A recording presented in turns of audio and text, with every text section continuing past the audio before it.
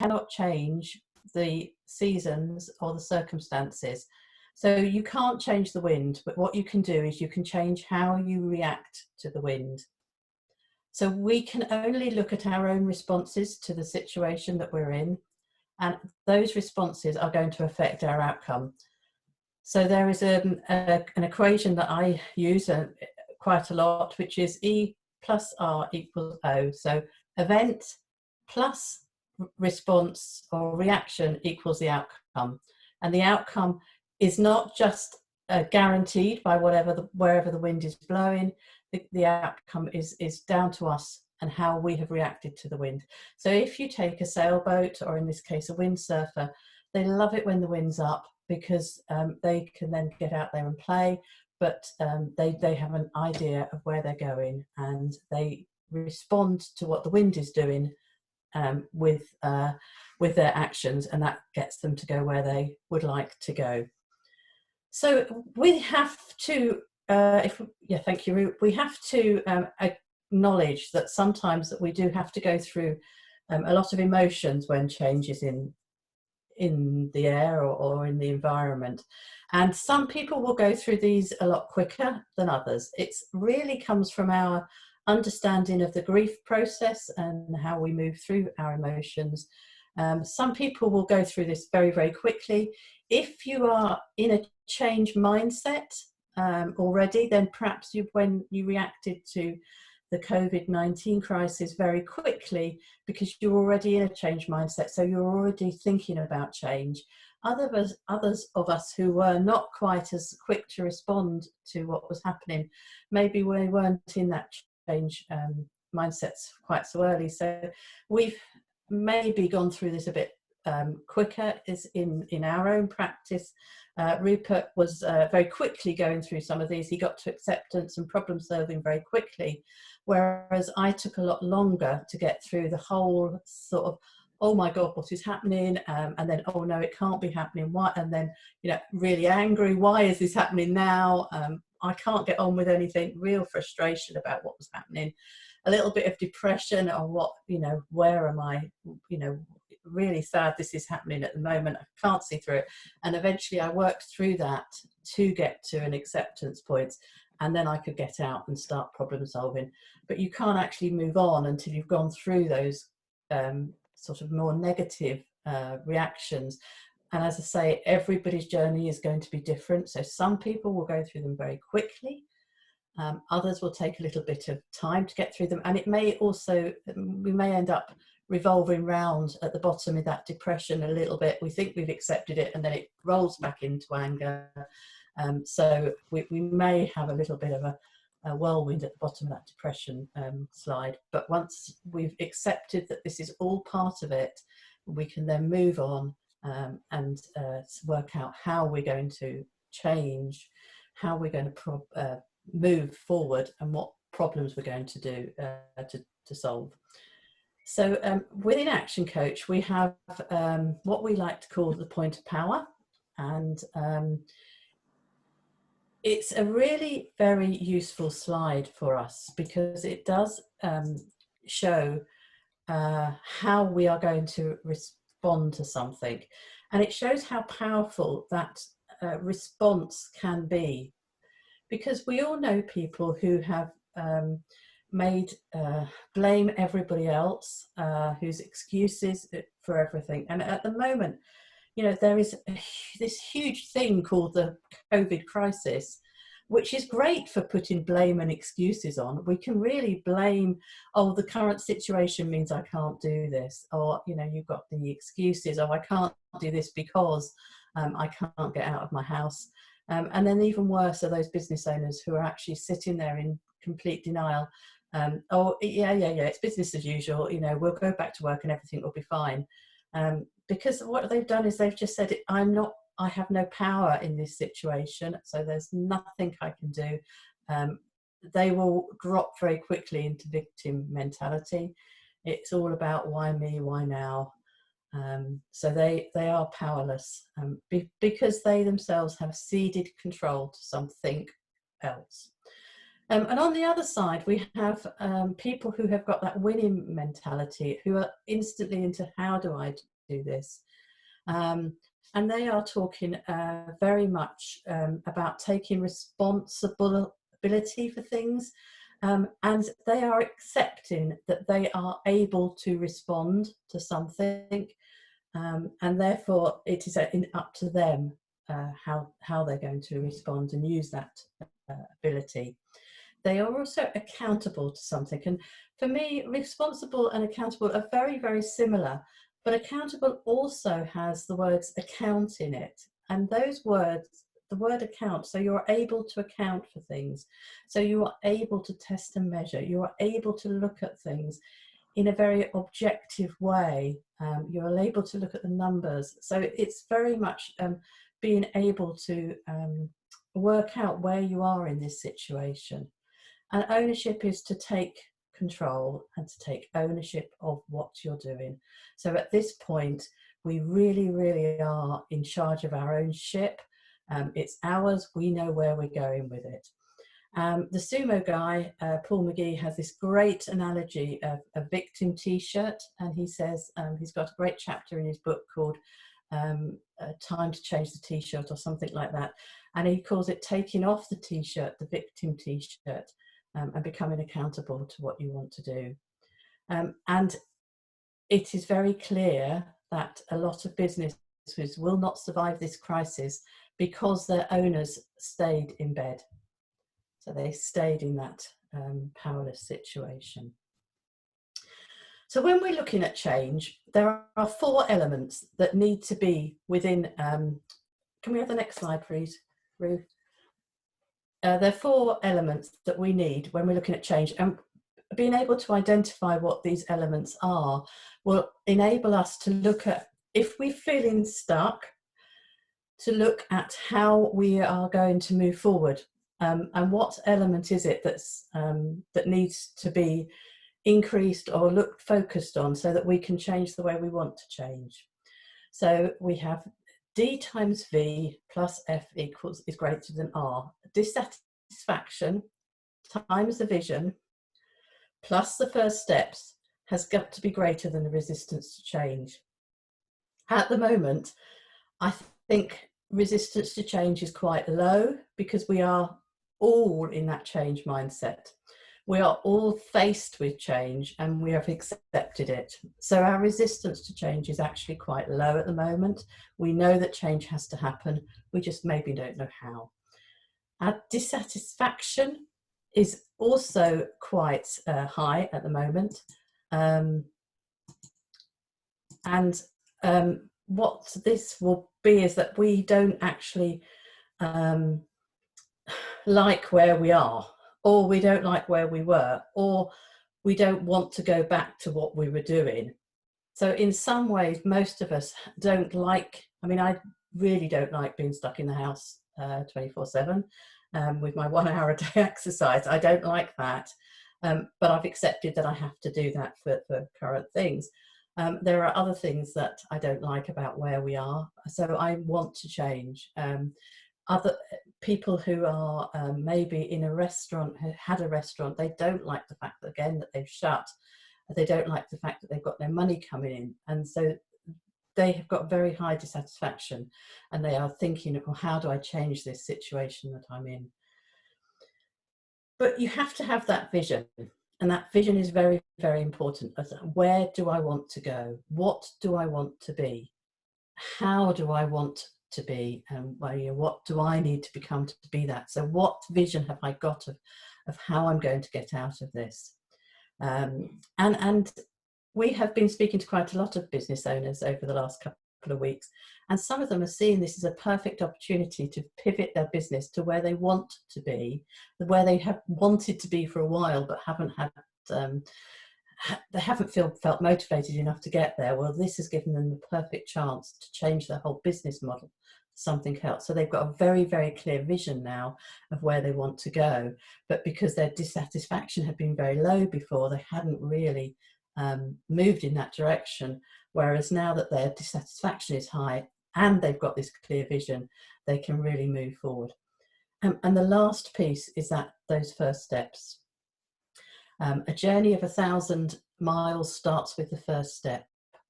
So it's very, very important that we always work out what our first step is. Once we've got our first step, the second step is often very easy.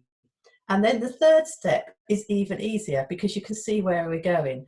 And it's these steps that we're going to be looking at later on when Rupert takes over and starts getting into the nitty-gritty of the planning, because we really need to work those out.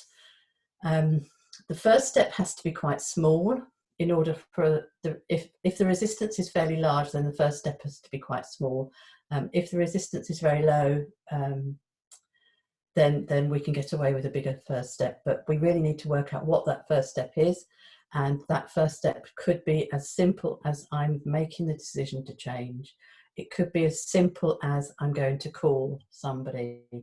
I'm going to ask for help. It can be a very small first step, or it could be a big first step, like I'm going to get a new website. So whatever your first step is, it's very important that we work out that. And once we've accepted the whole of this mindset of our change, and we work out why we're changing and what we're changing to, we can actually get then into the practicalities of how we're changing. And in a moment, Kerry is going to share with you the how we are looking at the whole crisis at the moment and the various places that you are looking at. But do keep in mind that for all of this, as long as you've got your mindset in the right place, the next steps will be easy. So Kerry, over to you.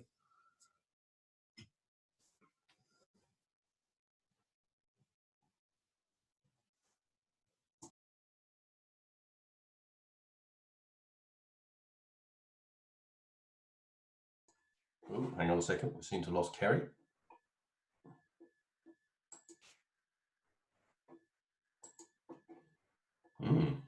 Oh no, did I just say all that on mute? Yep, gonna have to do it again.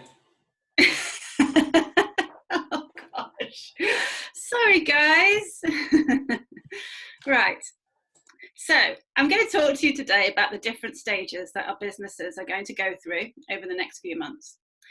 These stages are a tool to help us to put everything in context. So that's to understand the different phases we're going to experience on this journey.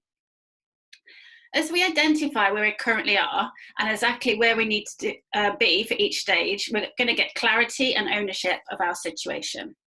So Angela's been talking about the mindsets that we need in order to go forward as business owners. So we're going to be taking control and steering our business in this direction, and we can see which direction we want it to go through. One thing we do know that right now, one thing we don't know right now, and that's also the government don't know, is when the lockdown is going to come out. You know, even the health officials right now, they don't know either. So we can't, you know, it makes it difficult to plan. So the way we're getting around this is that we're not putting dates on. So here you can see from now right till the end of the situation we're in, and we're split into different distinctive phases. So the reason there's no dates is because we don't know when these stages are actually going to happen, but we do know that we're going to have to go through all of them. So once we accept these stages, we can start to plan, and we can look at how we're going to survive both right now and also then thrive as we hit the ground running once lockdown gets lifted. So you'll see the terminology here, and it is intentionally sports related because we're planning for the performance of our business, and that's the same as we would do with any kind of serious sporting event. So the graphic is split. You can see it's split with a label at the top and a label at the bottom. So we've got business and personal. And people would think that what we're going to do is just plan the business, but we also know that looking after yourself has never been so important. So it's essential we do that. You know, it's the same thing that we've been talking about for weeks, and it's basically we're being a cabin crew telling you to make sure you put your own oxygen mask on before you help other people. Along the bottom, you'll see the phases for communication. So again, we've been talking about this for a long time. It's very normal for us to assume people think like us and they have similar experiences to us and understand things in the same way we do. And we know now through theory and education that this is only a perception, and we, as leaders, we need to be checking in with all of our team members and our customers and so on, and making sure that there's a good, clear communication with everyone. So communication absolutely essential right now. Okay, so back to the phases we've got. So you can see the 5 different phases. I'd like you to have a look and type in the chat box, what number do you think you're in right now?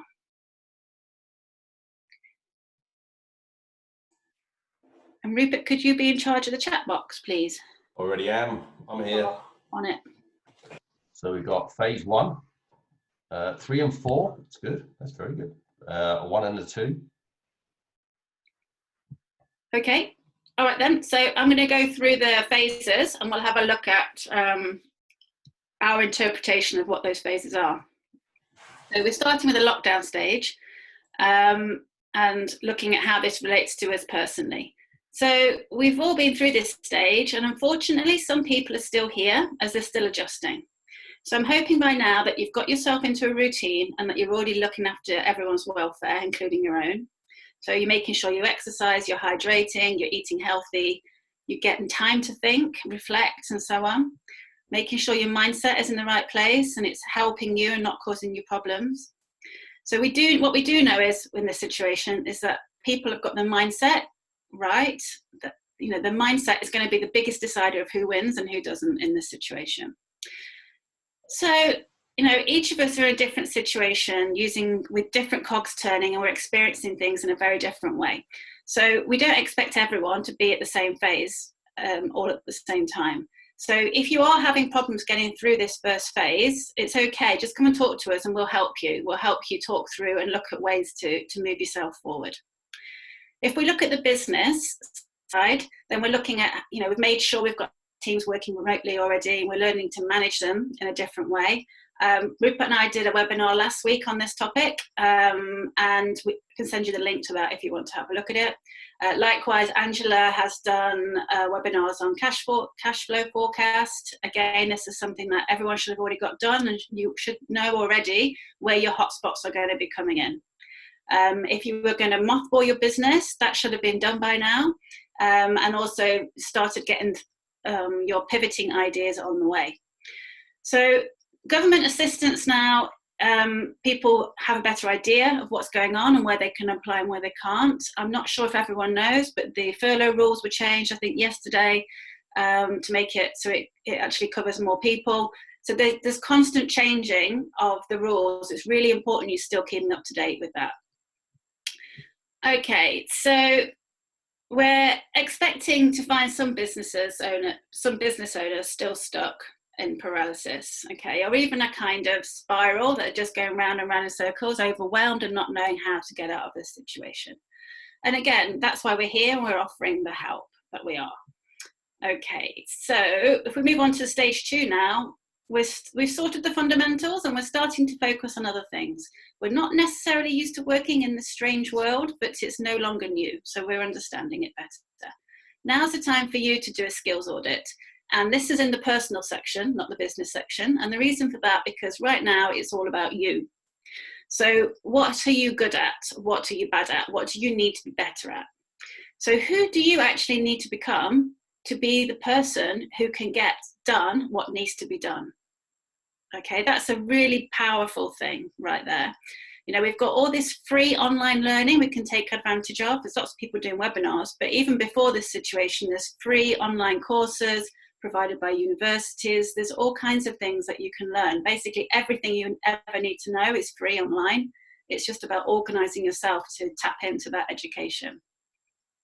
Also, as you may know, the 3 of us are offering free coaching sessions right now. It's not something we normally do, but during this COVID situation, a lot of people need help and we're very happy to be here to help people. So take us up on those.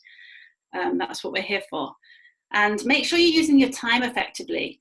Are you focused on what needs to be done as opposed to what you can't do? You know, if lockdown ended tomorrow, would you be ready for the next phase? This is a great opportunity to use your time well. So if we talk about from the business side of things, it's time to get your thinking caps on, okay? Do you know what you want your business to look like when you come out of lockdown? What changes are you going to need to make to get you to that point? Have you communicated all of these changes to your team? Is there something that everyone can do to support these goals? Then it takes us on to look at the demand for your products or service. Is it still going? Is it still there? Is it still going to be there at the end of all this? How can you adapt your unique selling point? So has that changed? Do you have a new environment and a new channel to market it to now? So there's lots and lots of questions in this section that we need to be starting to warm our brains up and start to think about planning for. So how can you diversify your current skills to make them relevant in a new environment? If your business is not relevant, it won't work in a few weeks' time. So there's so much that can be done right now. It's really important we don't get overwhelmed by this. Easier said than done.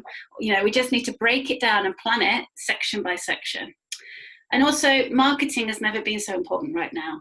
Anyone who currently can't trade because of the situation needs to be really focusing on their marketing plan.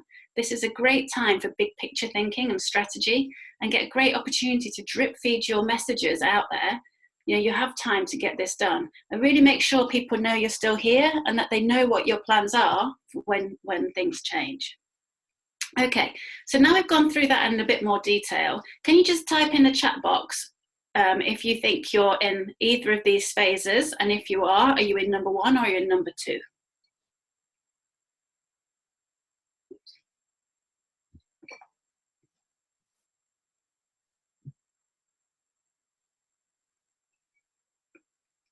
So we've got a two. That's very reassuring as well, isn't it, Kerry? Because that's where we'd expect people to be moving to at this stage in the yeah. We don't expect everyone to be there, but yeah. So yeah, we're getting there slowly.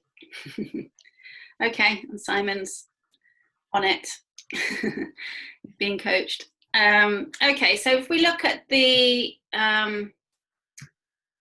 looking at the next phase, then we're going into the warm-up stage. So phase 2 is all about making the plans, and phase 3 is about executing these plans and predicting how the new normal is going to be when we get out of this. So in sports, there's a saying that goes, a race is won by what you tell yourself on the start line. So it's essential you know exactly what's going on, what you've planned to do, so that you can make sure you're getting your head in the right place and you're ready. So now we're getting ready and preparing for stage 4. Okay, so default diary is one of the tools we use to get us ready and organised. Rupert's going to discuss this a bit later on when we go into the planning. So do you have your right mindset at the moment? Do you relate to the things that Angela's talking about? Have you got that covered? Or do you need to be focusing more on that? Do you feel that you can cope with this? Are you prepared for changes? So it's crucial that you're ready and able to run as soon as you have the go ahead. If you don't feel ready, it's okay as long as you acknowledge it. Constantly being told by people and social media, oh, be positive, that's not going to do it. We're here and we're offering free sessions for people so we can really work on your mindset. So get in touch with us and we can go through that and really support you in that. We've also got personal care in here again, because the first thing we forget in stressful times is ourselves. And making sure we plan for it is making sure we've considered how this is going to affect us going forward. And looking after ourselves is never going to be more important. So in relation to the business side of this section, we need to be thinking about how we're going to transition our staff back into the new normal that we're going to get. What are the implications going to be here?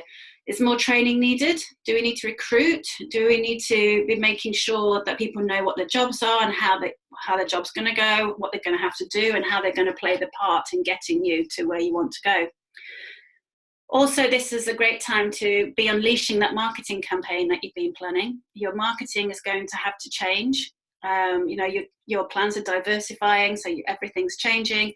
The market's going to have changed. Some of your competitors will have gone, some will have merged, some have been bought out. So make sure you've got a plan as to how you're going to pick up any of those customers and any other opportunities that come your way.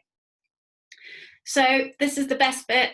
It's a short, sharp, hard work. This is section 4, which is the sprint phase. So, in the past, the speed of the financial crisis that hit us has predicted the speed that we'll recover.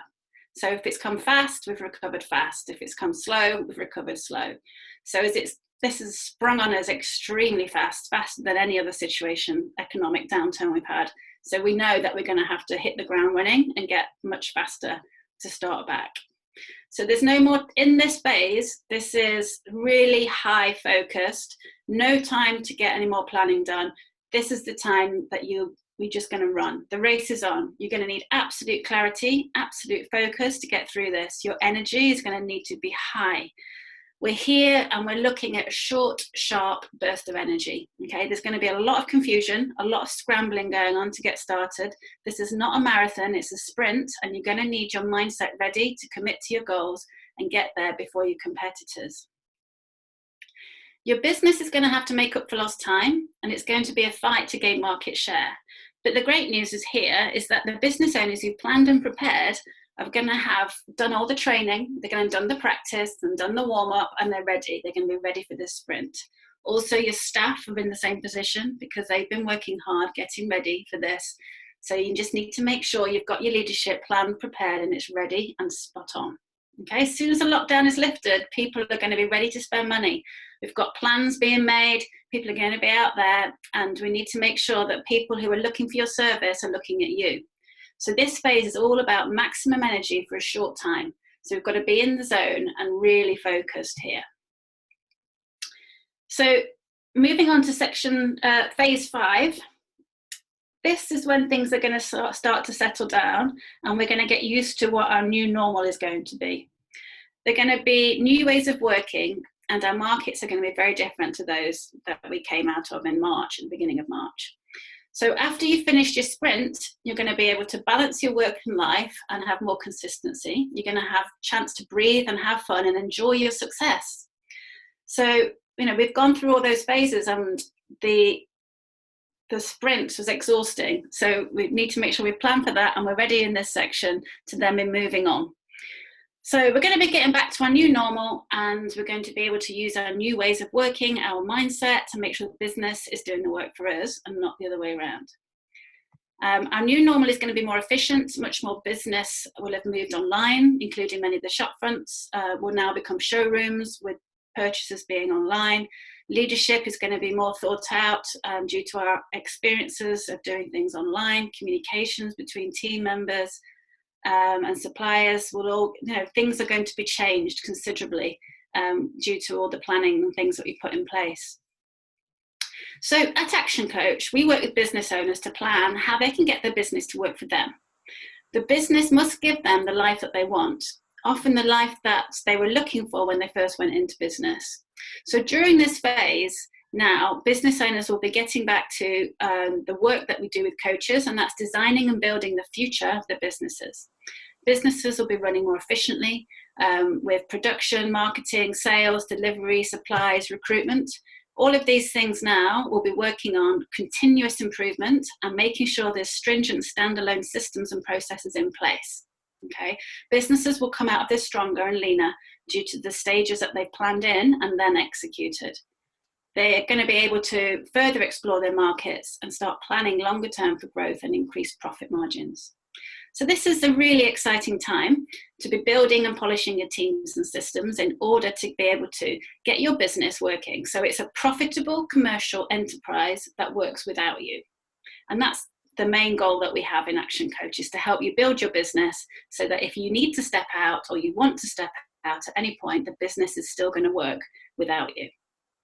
So in a moment, I'm going to hand you over to Rupert, and we're going to look at planning. And just before you do that, what I'd like you to do is to just type in the chat box 3 action points, okay? 3 things that, based on what I've just been discussing, that you're going to be taking action on based on this path of opportunities that we've just been discussing.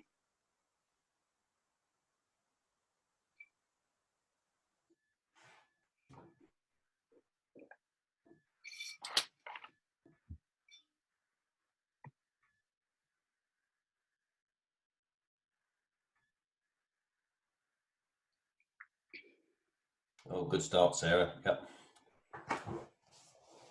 We were just reviewing ours the other day as well, so it's a bit of a round robin, isn't it? Everything changes and you have to go back and look at everything again. Absolutely. Yeah, so we've got marketing plans reviewed. Excellent. Communication.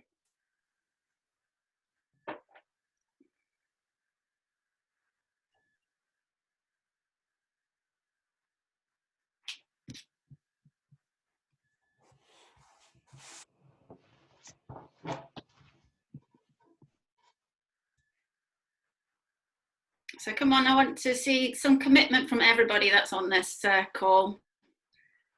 Let's get you committing to stuff.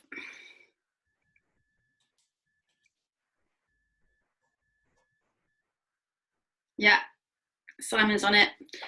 Thank you, Sarah. And Andrew's got his route to market more focused. Online training, marketing and follow-ups from Sue. Brilliant. Joanne's staying connected with customers.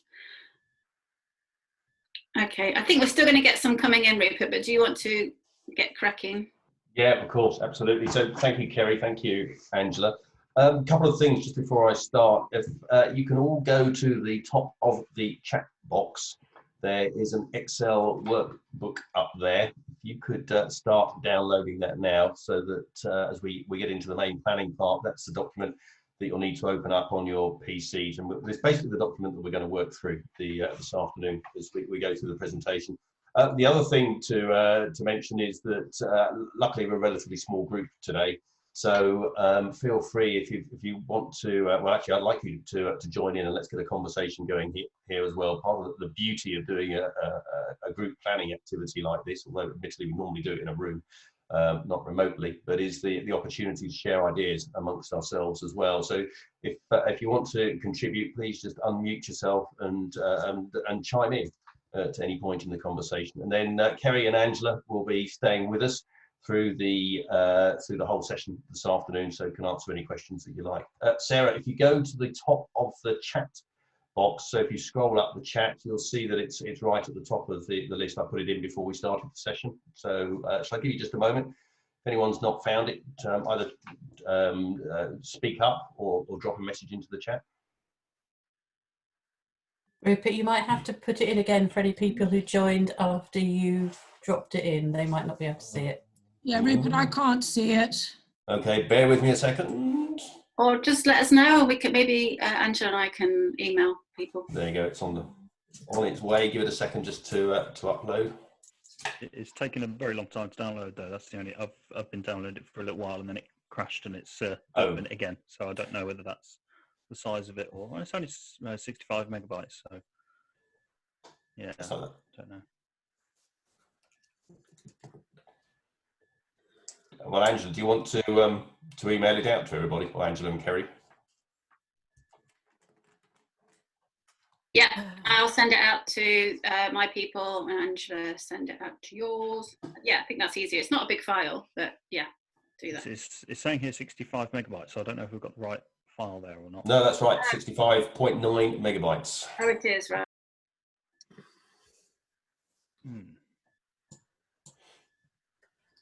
Rue, I think it's 67. Oh, no, forget that. Okay. So while the ladies are sorting that out, let's just talk through what we're going to do today. So first thing we're going to do is actually just have a look back at the successes of the last couple of weeks. Plus, let's get a few people just to share some of the things that have gone well for them in the last 90 days. We've got a special COVID-19 checklist that we're going to run through. This takes you through a whole bunch of things that you should be doing inside your business, and gives you the opportunity to see how well you're doing against each of those items, and obviously probably identify some things that you need to do going forward that maybe you've missed.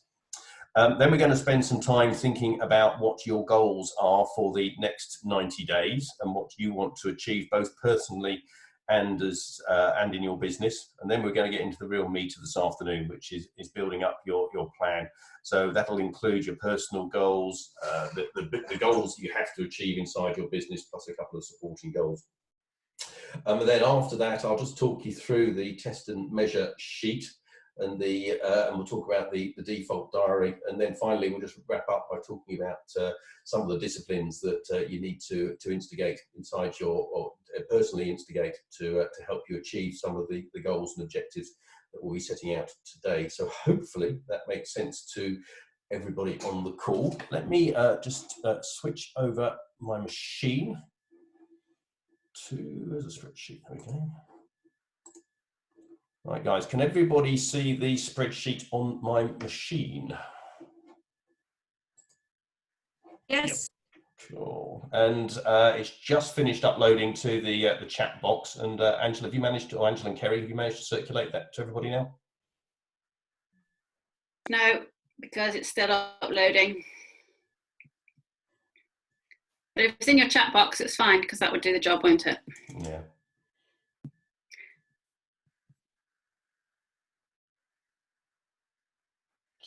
I'll send it as soon as it's uploaded, but for now, we'll just look at what you're doing. Yeah, I need you guys to do some work. We may have to pause for a second while we get that out. Let's just hold for a moment, guys. Just get the workbook over to you to make life a lot easier going forward as well. Yeah, I've got it now. I was downloading it from the beginning though, but that's up. Yeah, trouble is I've got no way of telling who's downloaded it from here. So can you all just shout up, guys, when you've got it, so I'll know when we're there. Yeah, Rupert, I can't even see your link on the chat box. So I'm waiting to be emailed. And it's Sarah as well. I can't see it either. Oh, okay. Angela, you on the case? You're muted, Ange. I've started sending it to people. Just bear with me a minute.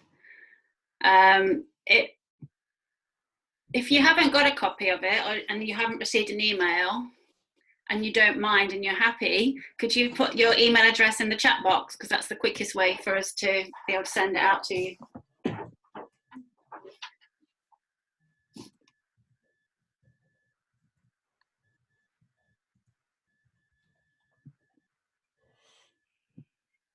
Oh, there's Sarah's. So Andrew's got it. Joanne's doing it now. Sue's got it. Excellent. Andrew.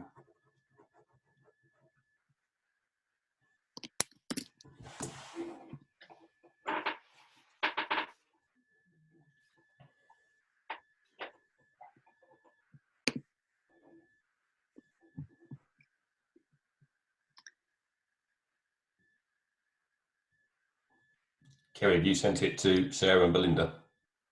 I've not yet. I will do it now. Sarah, I sent it to your Gmail. Angela, you're muted. I'll send it to Belinda now.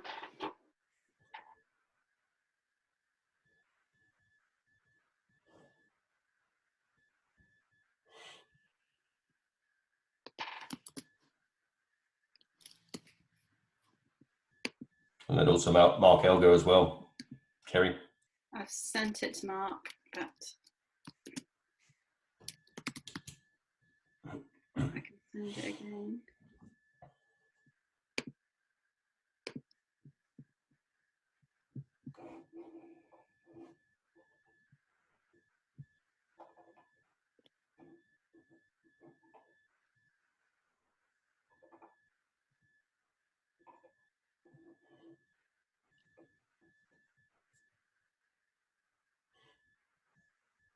Andrew's got it. Simon's got it.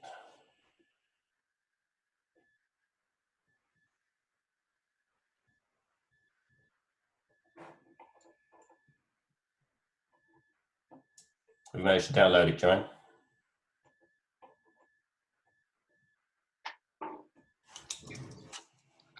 So I believe everybody's got it now. Cool. Which Mark did you say? Mark Elgar. Yeah, no, I sent that. Mark Robinson, have you got the file? Cool, excellent. Right, I think that's everybody. So let's start, guys. If you want to open it up, let's start by Yeah, looking at. Sorry, it's Belinda. Oh, go on. That didn't work. That link. We're sorry, but Belinda as well, finance can't be found in the Action Coach System mysharepoint.com directory. The one that I just sent you right now? Yeah. All right. Gonna have to send it as an Bear with attachment, me. Kerry. I will put it into a Dropbox and send it to you. Is that okay? Yep, not a problem. If anybody else hasn't got it, speak now. Sarah, I'm having problems with it as well. It's wanting some Microsoft sign in. All right, I'll stick it in Dropbox. Have you used Dropbox before? Yes, I have. Right, okay, so that should be, okay, I'll just put it in a Dropbox and I'll send you the link then.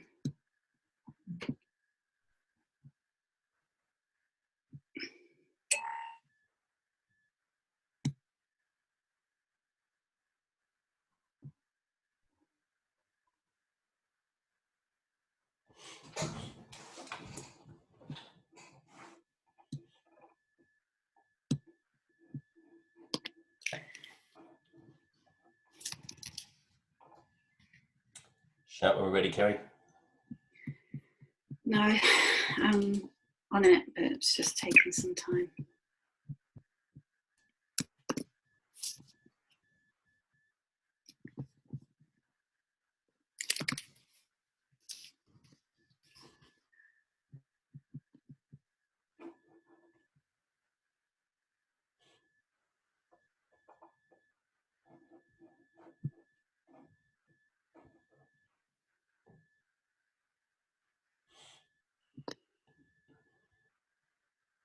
Let's do this a different way. Bear with me a second, guys.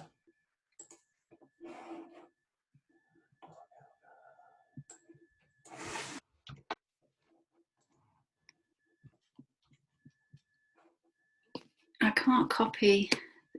1 second. Try one more time. If not, you're going to have to read out your email addresses. No. I'm just uploading it to my server, so I can send a web link that will instantly download it, hopefully, in a second. Okay, to Sarah and to Belinda, it's gone.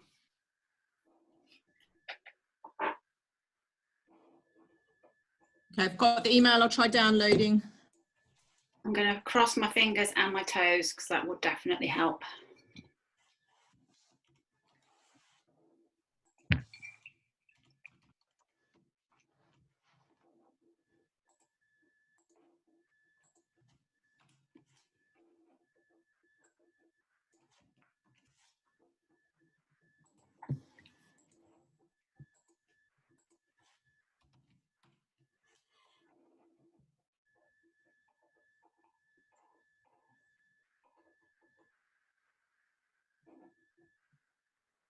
Oh, is that the link, Simon?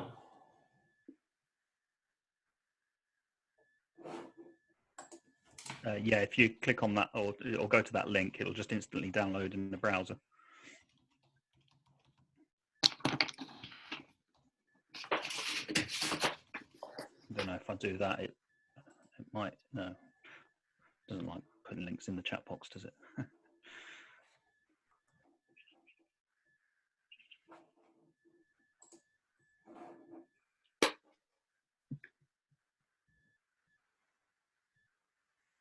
It seems to be okay.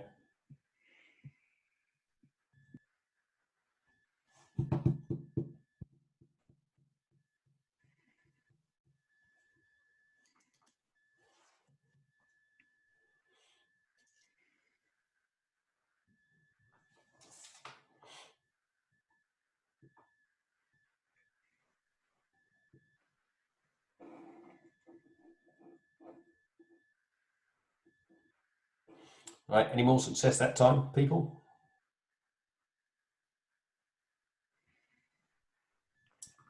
It's all gone through from my side, so I think it's working. I've got a couple of people have accessed my documents, so. Belinda's on it, good. I haven't managed to, it's Sarah, I haven't managed to. It's saying that the format of it isn't right, but I'll try Simon's now and see if I can do it from this link.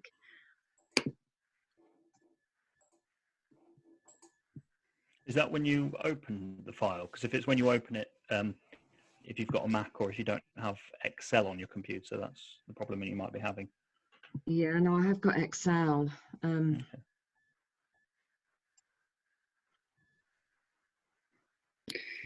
Oh, I can try Google Drive. No, I'm in. Cool. Got it. Yeah. Okay. All right. Thank you.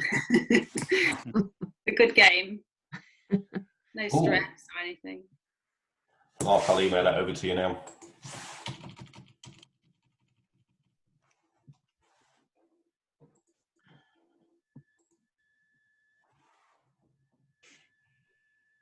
Okay, says Belinda, got it. Marvellous. And Mark, I've just emailed it to you, so it should be in your inbox any second.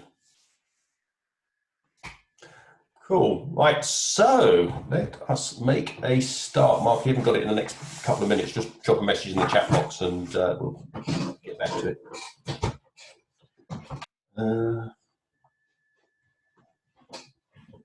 Do an Alt-Tab, Joanne. Or hit this, hit Escape, actually, which will shrink the screen down so you can move it around.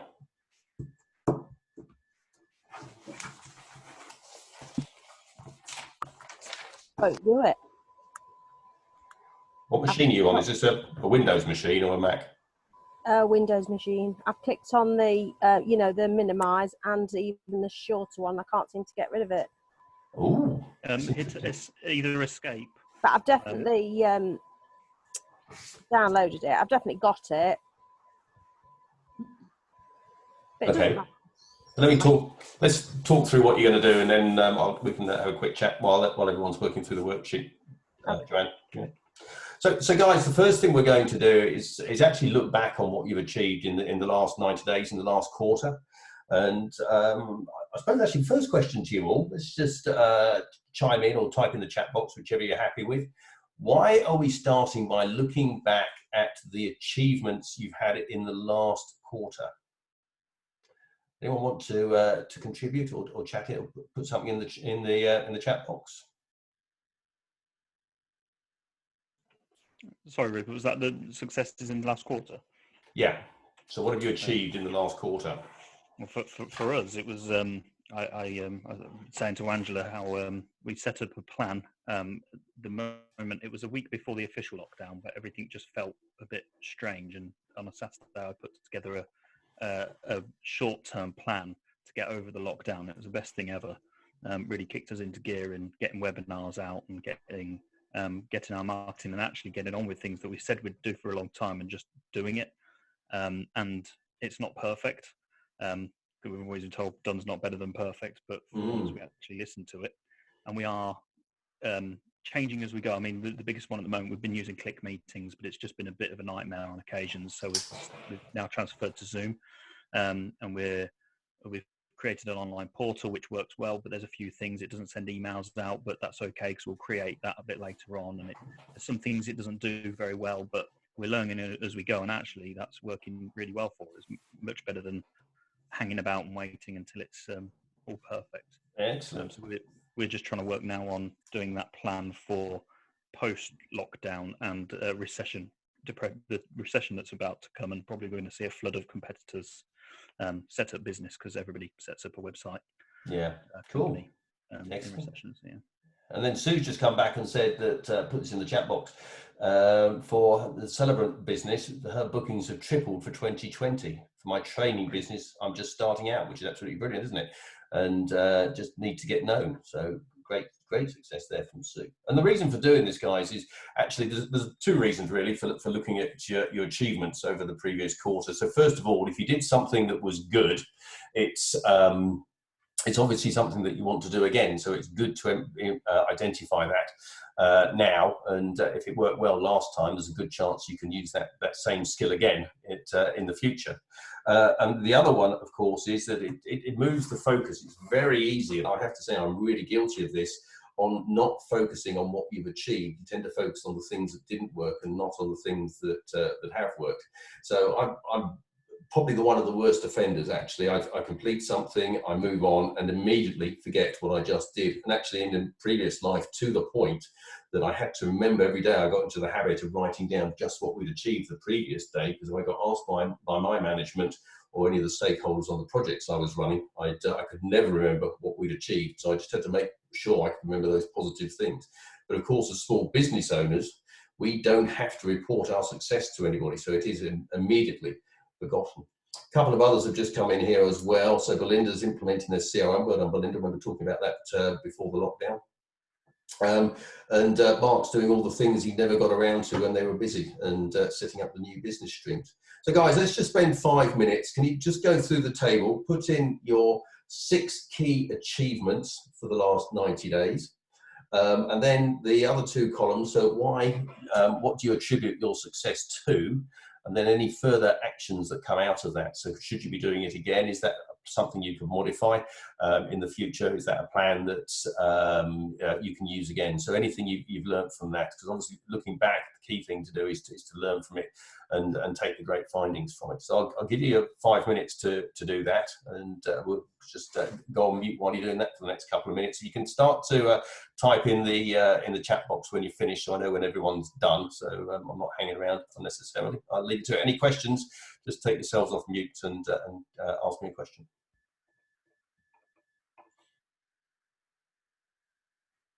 Joanne, did you manage to get out of Zoom?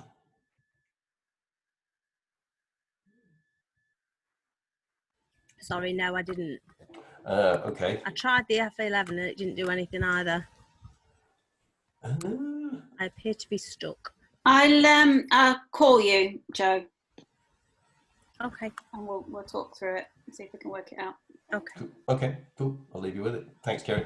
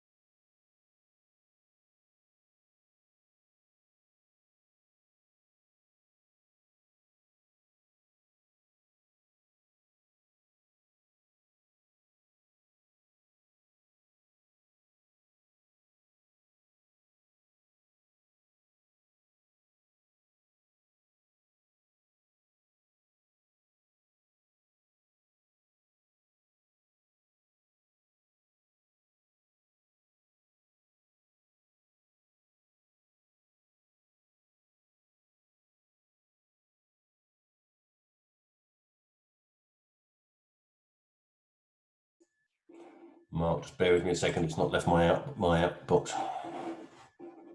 This is going to be a long day.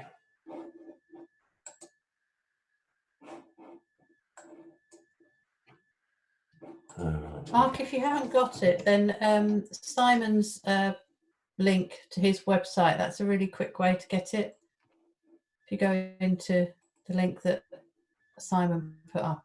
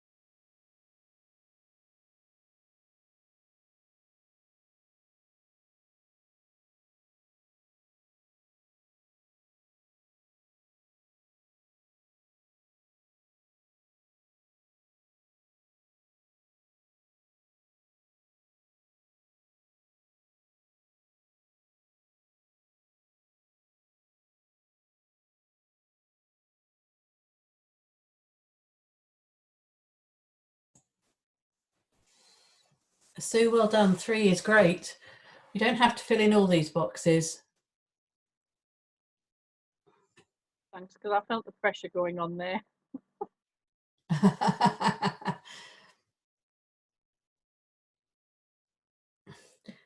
Sometimes people have lots of little ones. Sometimes people have 1 or 2 really big ones, or, you know, even if you only have 1 or 2 little ones, that's great, because actually it just shows you that there are stuff out there that we've achieved.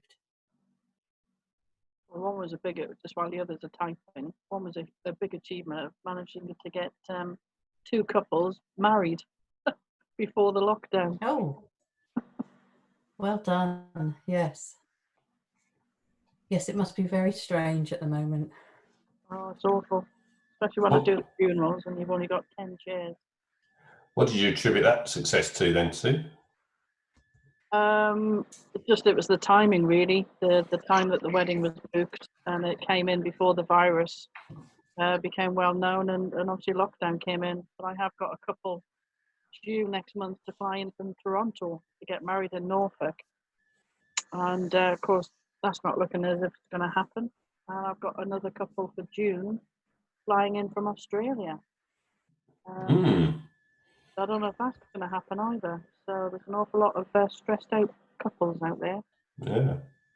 Guys, we'll give it 1 more minute to just let you capture your achievements and what you're attributing that success to. And then, of course, your learnings from it, any specific action points you should take from it. One of the things I would say actually is as useful, as a useful idea, I keep a gratitude log. As I pointed out, I'm pretty bad at remembering all the good things I've achieved. But I've started keeping a gratitude log of everything that goes well. So instantly I have a list of all the things that have gone well during the quarter as well, which actually is really very useful for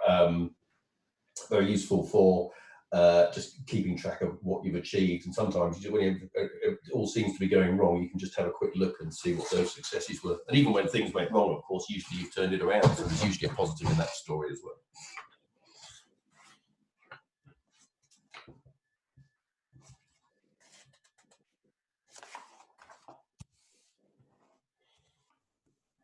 Right, are we all pretty much there? If I move on to the COVID-19 checklist. Anyone need a couple more minutes? Speak now. All done. Anyone needs a couple more minutes on the success review? Just say now. Cool. So guys, the next thing we're going to do is to work through, our Action Coach have put together a checklist for all the things that you should be thinking about during COVID-19. So what I'll do, we'll work our way through these. I'll explain what's going on. Some of them are pretty self-explanatory. The whole point is that actually we look at the idea, the item, and give ourselves a score out of 10 as to how well or badly, I suppose, we think we're doing against each of those points. Then obviously the learning from that, if it's something we think we could improve on, what's the action point we need to take to increase our score in that area? So there's no right or wrong answers. The whole point of this is to be very honest with yourself and try and identify areas in your business that could benefit from doing something slightly different. So the first one, I suppose actually very self-explanatory, but one that we all tend to overlook, and that's looking after ourselves. With so much going on around the crisis at the moment, and particularly everything we have to worry about in our businesses, there's a good chance that we're neglecting ourselves. And it's still very important to make sure that we are finding time for exercise, even though of course we're only allowed to exercise once a day, making sure we do that and get out and get some form of exercise.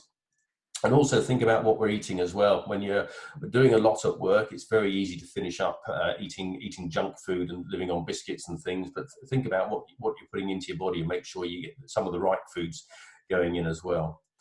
Meditation isn't sitting there with your legs crossed going, It's much more just actually getting time to think about what's going on around you and what you need to be worrying about. And then of course also make sure you're getting enough sleep and you're drinking the right things.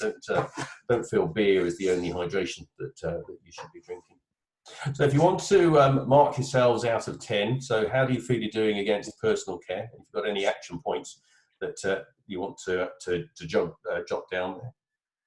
Now, the second point is be positive. So I'm a big believer in planning. Obviously, with my background, I've always compared it to looking up a cliff. When I'm faced with a problem I don't know the answer to, it's working out what the individual handholds and footholds are to get me from the bottom of the cliff to climb to the top of the cliff. And there's a big sense of calm that comes once you've sat back and looked at how you're going to climb the cliff, how you're going to resolve the problem, and actually knowing what you're going to do. Life all suddenly becomes in proportion. And you can see your way to the end of it. So first thing to note is, have you got a plan for your business? And don't forget that this cycle is going to end. Generally, there's a 10-year business cycle basically we talk about it through the seasons. So we're into winter at the moment. We'll then come into spring and summer. And then, of course, at some point in the future, we will go back to autumn and back to winter. But that's pretty much a 10 to 12-year cycle that we're running. So be reassured that this will end. Obviously, you've got to adapt your business. So what have you done inside your business to change what you're delivering to your clients and to exploit the new cycle? So this is thinking things like, have you been able to, well, talk about some of the restaurants that have moved to doing home deliveries, so at least they can keep the kitchens busy. For those of you who are not familiar with them, IVVM is a way of visualizing the future. So that the I stands for idealize. So think about where you want to be, what the goal you're looking to achieve is in your life. Then visualize it. So if you wanted to, I don't know, if you wanted to have a villa in France, just start to get a picture of what that villa is going to look like, and then also go the feelings that are going with it. So the sun on your back, the feeling of contentment, the smell of the flowers, the glass of wine in your hands, and then start to verbalize it, describe it to yourself, which starts to embed it into your brain, but also talk to other people about it. Just the mere act of telling somebody else what you're doing makes it become much more real. And also there's the second part of that once you've told somebody, you feel much more as though you have to achieve it. So it does start to root it.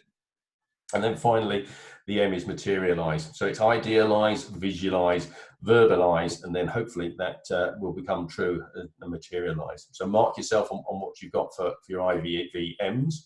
And also, don't forget, life goes on. So focus on what you want to do. So how good a focus have you got on what you want your business to do, what you need to do in your personal life? So somebody's trying to chip in there. Then leadership. The leadership really breaks down into 2 points. So first of all, how well are you leading your team? And secondly, how are you being seen as a leader in your industry? So mark yourselves on that.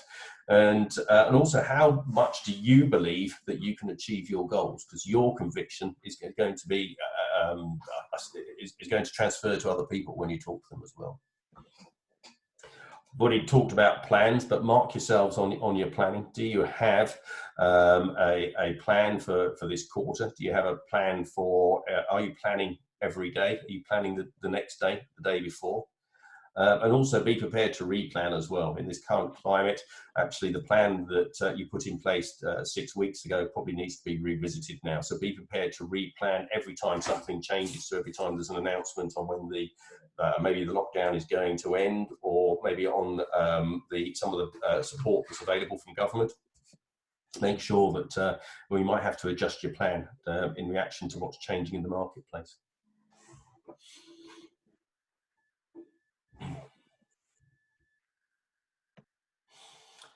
Cash flow, hopefully you've all got very up-to-date budgets and you've got a very good idea what money you have available, so you can forecast how long you can last with your current financial position. And that really breaks down into 2 parts. There's going to be those expenses that are fixed regardless of what business you're doing. So that's going to be things like your office costs, your telephone costs. And there's also going to be the variable expenses. So the variable expenses relate to what you sell. So maybe if you're in a shop, actually, it's the cost of buying the goods in so that you can sell them from your shop. Or it might be the buying in the parts to assemble something in your own production line that you then sell on. And those are referred to as the variable expenses. And then number 5, chase down all debts and client payments. Just mark yourself on how you're doing against each of these areas. The key thing to remember is that whether we like it or not, some clients will go out of business during the crisis. So it's better that we get hold of the money now and get it into our accounts. And that actually might include having to do some, maybe giving some discount for getting people to pay for goods up front if you're still trading, or getting them to pay you ahead of their normal 30 or 60-day terms, whatever agreement you have with your clients. And of course, don't take on any new debts. Then number 6, have a look at your supplier payment terms. So maybe you can get an extension on the payment terms. So if you've got leases on maybe your company vehicles, maybe they'll give you a holiday period on those. Or they can extend the payment period to at least reduce the payment during the crisis. One of the things that seems to be coming up a lot at the moment, a number of people that I've spoken to take gas supplies, which turns up in the big gas bottles you see outside some businesses. The gas they effectively pay for when they sell the gas, but the bottles they lease or rent from the company, and a lot of the gas companies are basically not charging them for the rental on the cylinders while they're unable to trade. So there's things like that you can look at as well. Number 7, I think, is fairly self-explanatory. So don't incur any new unnecessary spending. Number 8 is to look at your goal to reduce your spending as much as possible. So what can you do to reduce your overheads? Can you get rid of any old stock? And how have you done with that so far? That's what you're marking yourself on, your success towards doing that now.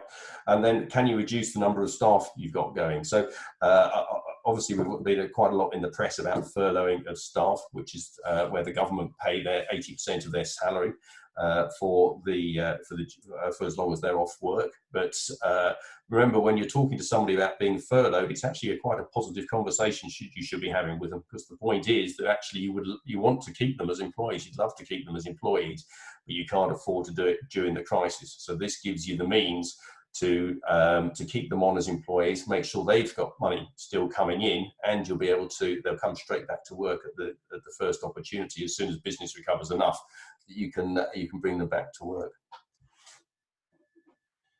So go through that, mark each of those out of 10, and of course, as I keep saying, make sure that you log any actions that should come out of that.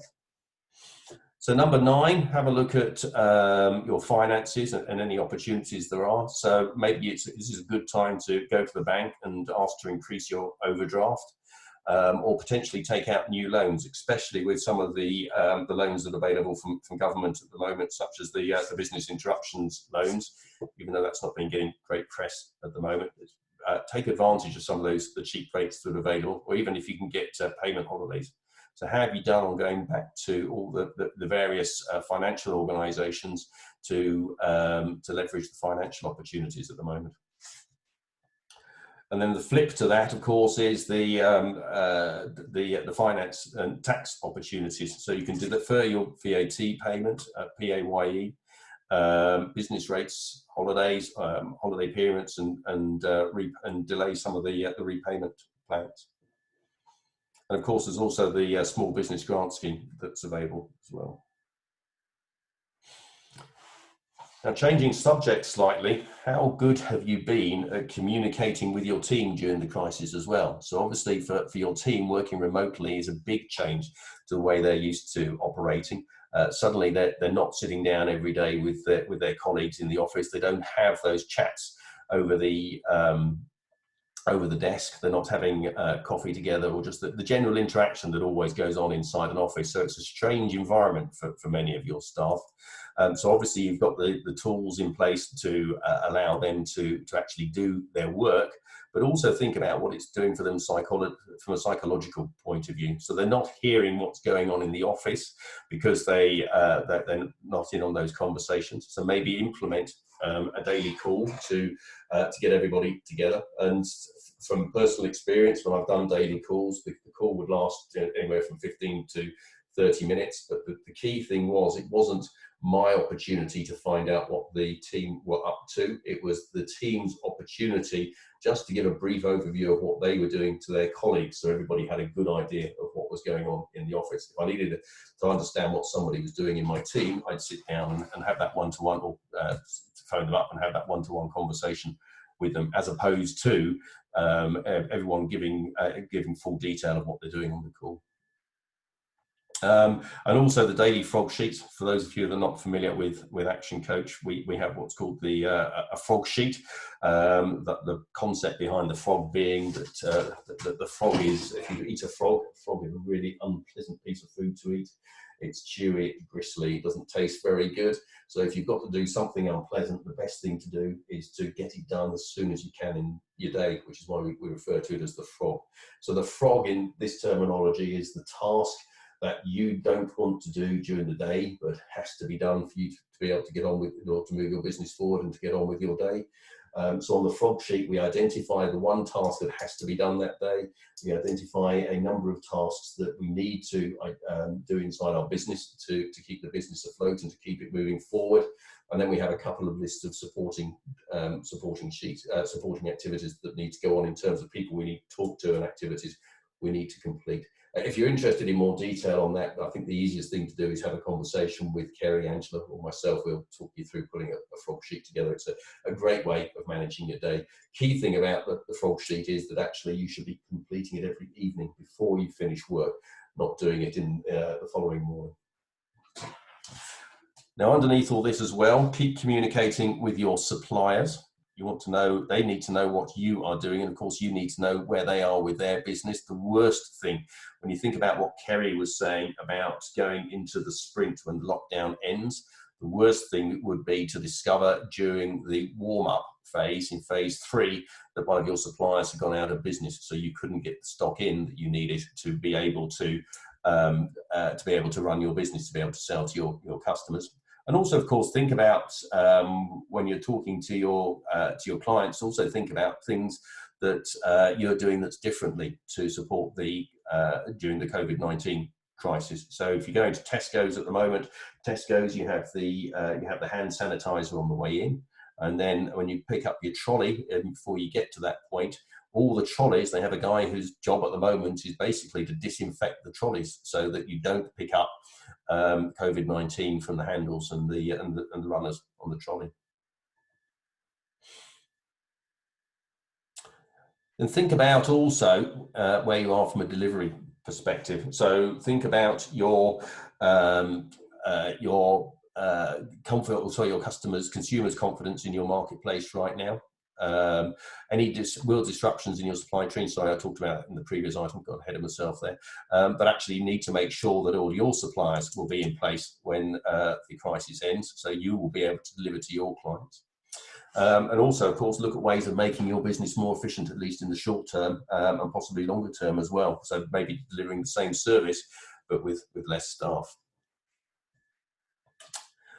Now then, let's have a little look at diversification as we go into the crisis, and I alluded to this earlier on.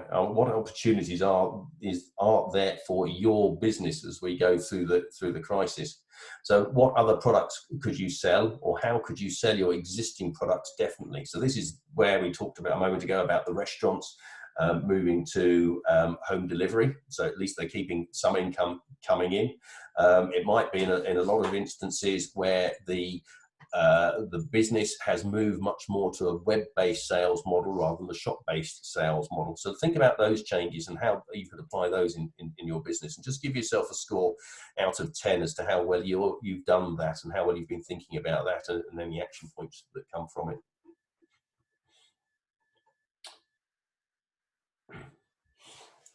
Now, the sales cycle, who's in your sales cycle at the moment? And is there anything you can do to accelerate that person through to becoming, from being a prospect through to becoming a client?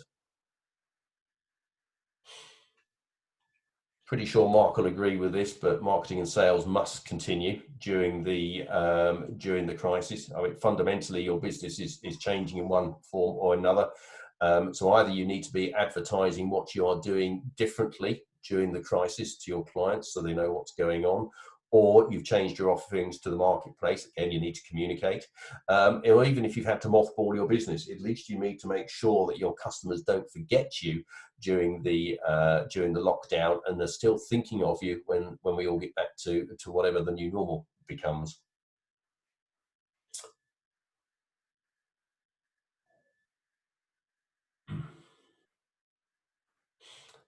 Now, from a personal point of view, look for small wins and just keep looking for those small wins. Don't forget that you are making progress. So look for small wins every hour. Focus on what you want to do, not what you don't want to do. It's interesting that the human brain, if you said, I don't know, I don't want to be poor, your brain doesn't pick up the not. All it hears is, I want to be poor. So think about what you actually want to achieve. So I want to be rich, or whatever you want to position that. Focus on the positives and not on the negatives. The human brain just doesn't deal with negatives. And also think very carefully about where you're getting your news from. There's an awful lot of, I hate to say it as a Donald Trumpism, but fake news out there. There's also a lot of very negative news coming from a lot of the news media, who are obviously trying to sell newspapers and magazines. And also, of course, there's clickbait when you go onto social media as well. So think about where you're getting your news from, and also just limit where you're getting it from. Choose who you believe to be your trusted source, and just focus down on that, and don't listen to all the news that's going on around you. Start to contradict itself, but you just need to get yourself to a fairly steady source of what's going on, because you have to know what's going on in the marketplace, but you don't want to be inundated with all the negative things that are going on as well. Now, and this is far more important as well. So Kerry was talking about what happens. So as we go through warm up, it's starting to think about the opportunities that there will be for our business when the lockdown ends. So think about where you want your business to be, and also what it's going to look like. So obviously some of your competitors may go under, so there's going to be opportunities there to grab their market. There's also likely to be a lot of business properties that are going relatively cheap, because people have had to close their businesses down, or they've decided that remote working works much better for them, and therefore they no longer need an office. So there's going to be a number of changes that we see in the marketplace. I think it's fair to say, and I've said this numerous times before, but as everybody has gone through through lockdown, they've now managed to get the IT, the technology working to allow them to work remotely. They're also now starting to get an understanding of actually what they need to do from a personal and team perspective for them to work remotely from each other. And having managed to get those two to a position that they can run the business remotely, they're also then in that position now where they can, now they've broken the back of it, that they can start to, they can use that advancement going forward. So I think we'll see a lot of businesses working remotely much more, meaning they need smaller properties, or a lot of what were high street businesses will possibly be moving more to the web. They've had to do it during the lockdown, and actually it makes more sense for them to have a web-based business, and maybe moving the high street shops to being much more of a showroom rather than a place of retail outlet as such, pretty much along the Apple model. So mark yourselves out of 10 for each of those. What is your view of what the business is going to look like in the future? Have you got a good understanding of where you think the market's going to be at the end of all this? And are you ready to take advantage of it? And then be ready to replan. The one thing that we can say about all of this is things are changing so quickly that we are going to have to think about where we're going to have to think very carefully about how we as a business are reacting. So whatever your plan looked like 3 weeks ago, it may have changed last week, and it may change again this week. So you're constantly reviewing the plan. So how often are you going back and looking at your plan for the quarter and seeing how it's measured up? And then finally, number 20 is just think about how are you going to come out of this phase stronger, not weaker than you were before. So will your business be leaner? Will you be able to react faster to changing marketplaces? Do you think your business will be in a stronger position at the end of lockdown? And also from a focus perspective, how focused are you and your team and the business as general on what's going to happen at the end of the crisis? And again, mark yourself out of 10 and mark down any action points.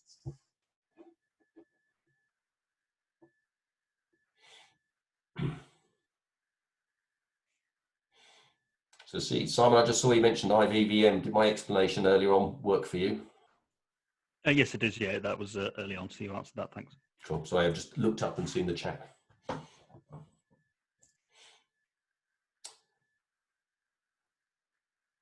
So guys, as we went through all that, I don't know what you've, how you've marked yourselves, and I'm not going to pry into that. What I want with this is it for to be very much you taking a very honest view of where you are in your business at the moment, because actually what we're trying to do is identify areas that you need to work on.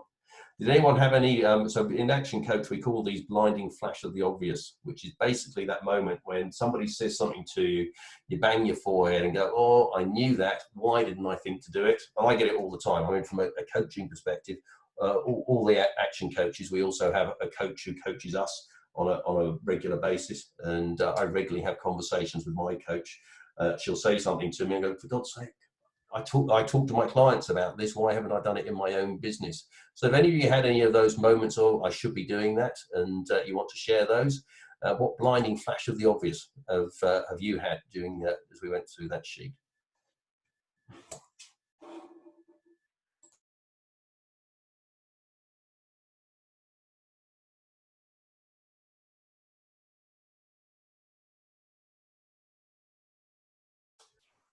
Before we move on, I'll just give you 2 minutes just to finish off going through the sheet. So just shout when you're finished. Yeah, it's interesting, Rupert, because I was going through that sheet as well at the same time.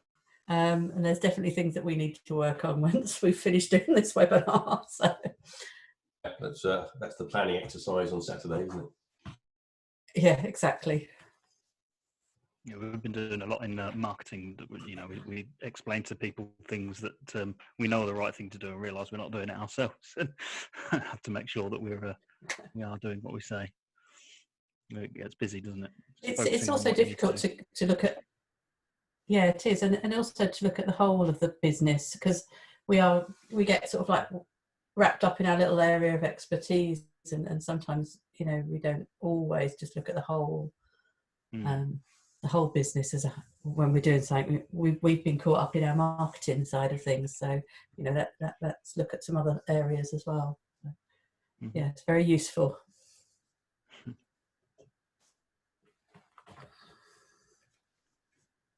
So I'll just give you 1 more minute and then we'll move on.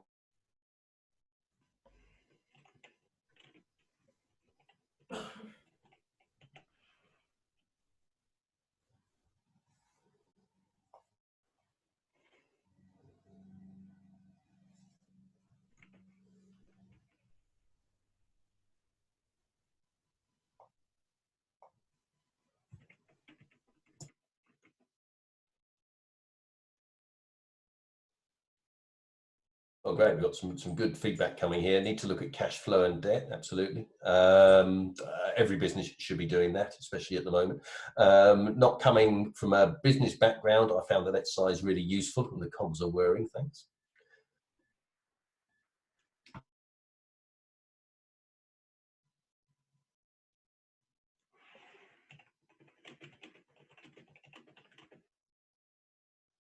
And guys, especially as we get into the planning in the next section as well, and the whole point of doing this is to identify things that you need to do in your plan, but feel free to have conversations with Kerry, Angela and myself if you want to talk these things through. I mean, cash flow and debt, we've got some templates we can let you have that make that a lot easier to do.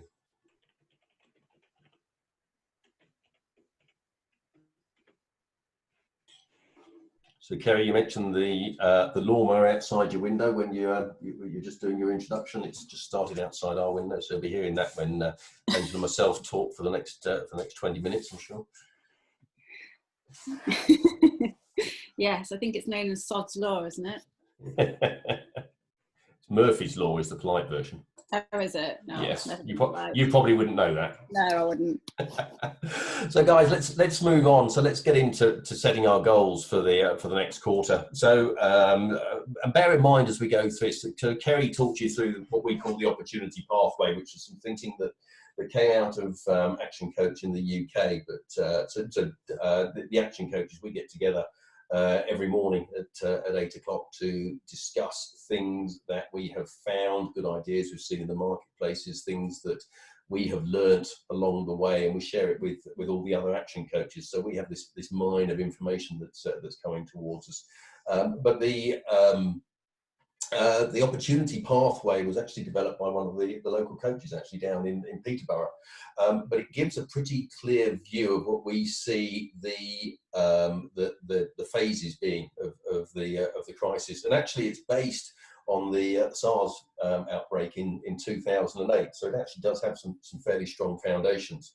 But the key thing is, as we go through the planning exercise, think about where we are today. So you're either going to be in lockdown or you're going to be in training mode at the moment, but you need to think about what needs to happen as we go into the sprint. How do you get yourself into a position you can take advantage of the marketplace when the lockdown ends, and then of course be in a good position once we get much more back into business as usual. So that in turn drives what you need to think about in phase 3 when we're going into warm up. So actually, what do you have to do in your business? Actually, at what date do you want to bring your furloughed staff back into work? What supplies, what stock do you need to buy in, and when should you buy it in to be most efficient with the cash flow, but still to be ready when things start? And also starting to estimate what you think the business is going to look like once we get into that sprint phase. And also you've got to temper this slightly against the fact that we don't know what the end of the lockdown is going to look like.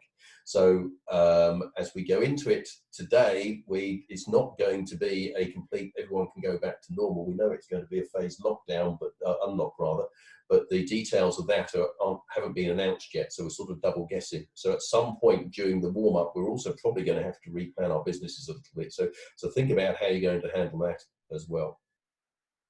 So as we go through the as we go through the goals, you'll see that we start off with a personal goal, because everyone who starts a business is starting a business because it's something they have a personal desire to achieve, whatever that is.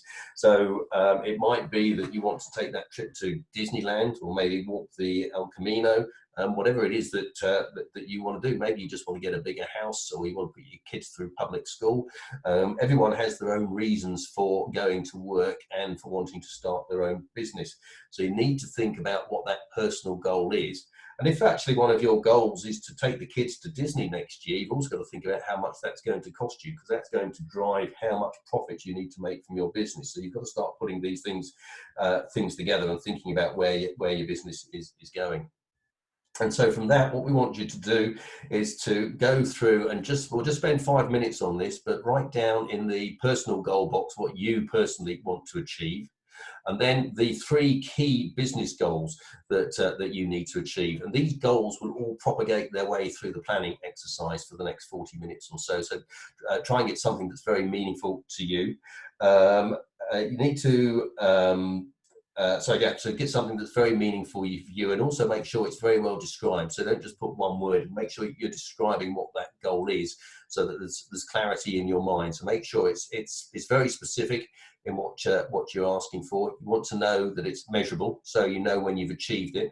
Obviously, it has to be achievable. It's got to be realistic to be done in the time frame, and also, of course, it needs to be time bound as well. So obviously, you need to be looking at the goal for the next 90 days, but actually, you might actually need to achieve that goal in the next 60 days. So think about those 5 elements when you're writing the goal.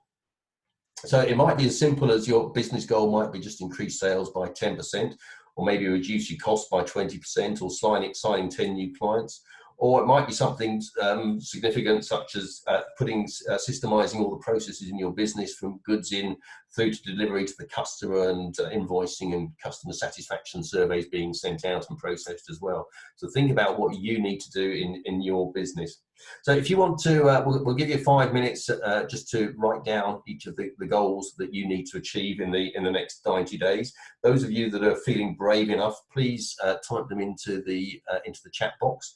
And if you have any questions, of course, just pipe up or type them in the chat box, and Angela, Kerry, and myself will try and help you out. I'll leave you to it for 5 minutes.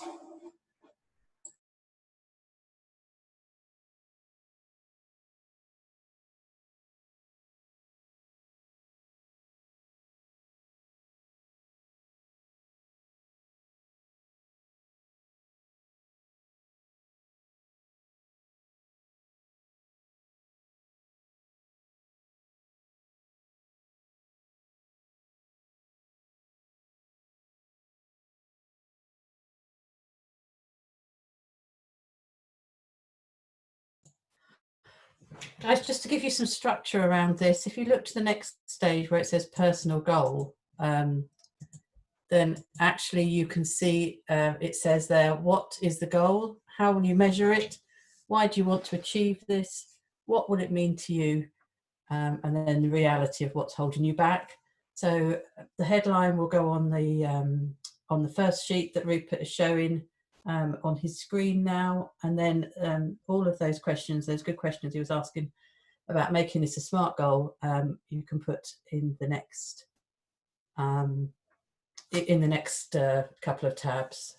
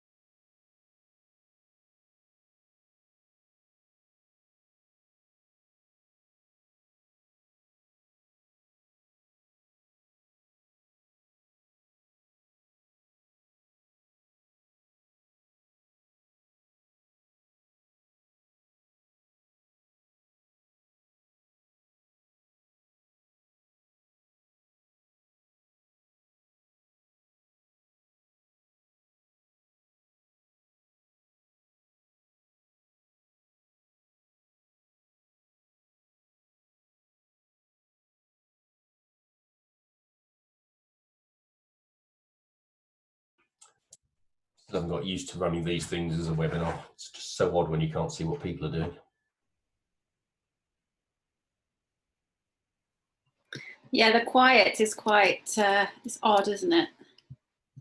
Just disconcerting, isn't it? Exactly. I can hum if you like while I do it.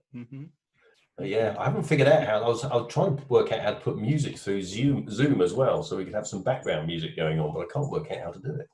Well, then you have to pay PRS, don't you? Yeah, we've had feedback from other coaches that said that when they've played music, it's been really annoying for people as well. The participants have got really frustrated with the music. So we just have to listen to lawnmowers for now. Yes, he's going quite happily outside. My neighbours started hammering.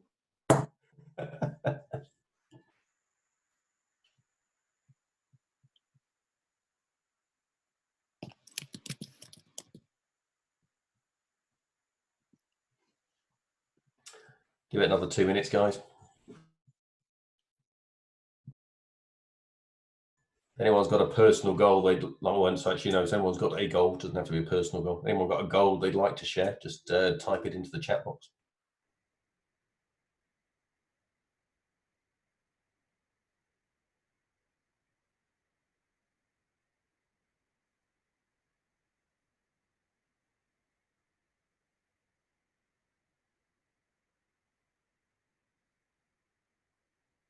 You and me both, Simon.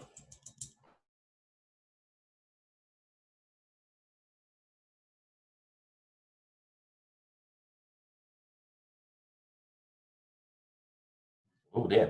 Like that one, Sarah. That's good. Oh, yeah. I like yours as well, Kerry. That's good. Very good. So, Kerry, have you thought about how you're going to do that?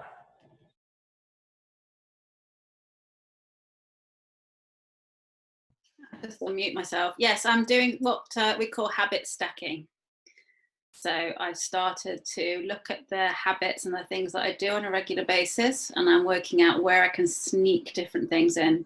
And I've decided rather than do one big giant activity, exercise type thing, I've gone for 3 very small things that I'm going to do each day at different points. Does that make sense? No, it makes perfect sense. Yeah, habit stacking. I suppose that's a whole subject in itself, actually, isn't it? No, I love it because it makes difficult things become easy. So guys, we'll just give it another 30 seconds and then we'll pick back up again. I'm assuming by the silence there's no questions at the moment.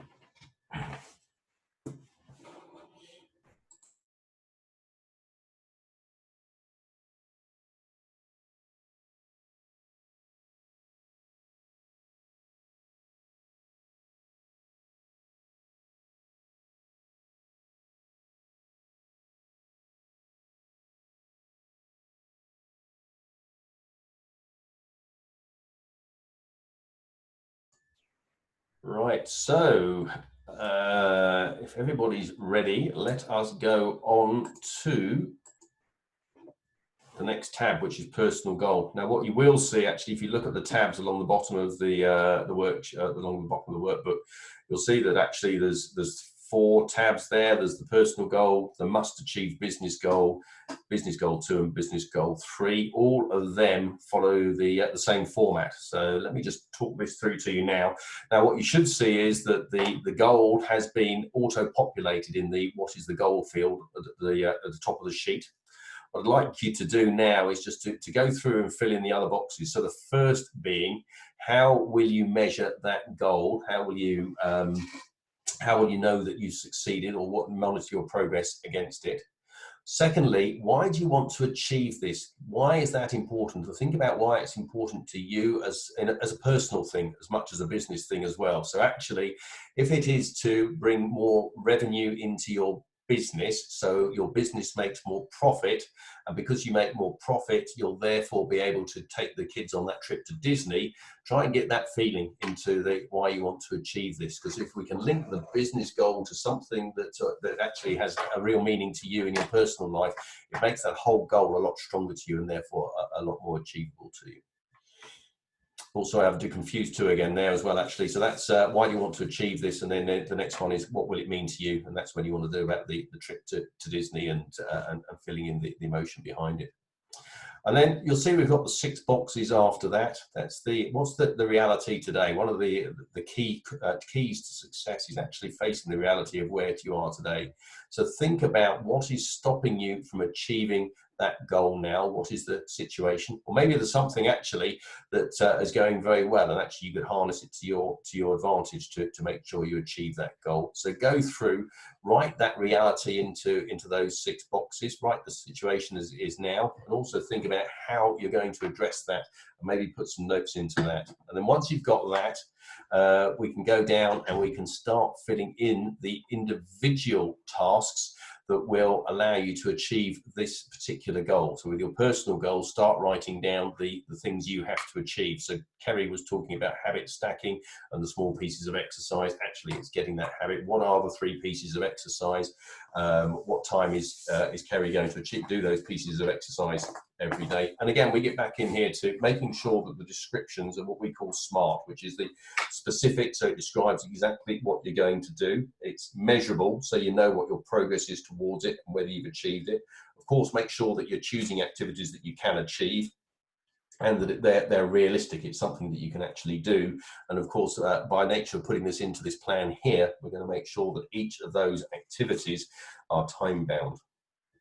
Now, beyond that, the other thing I would say is for each activity you put down, as a rule of thumb, I would not let any activity be more than 2 weeks long. You need to get something that you can see progress against.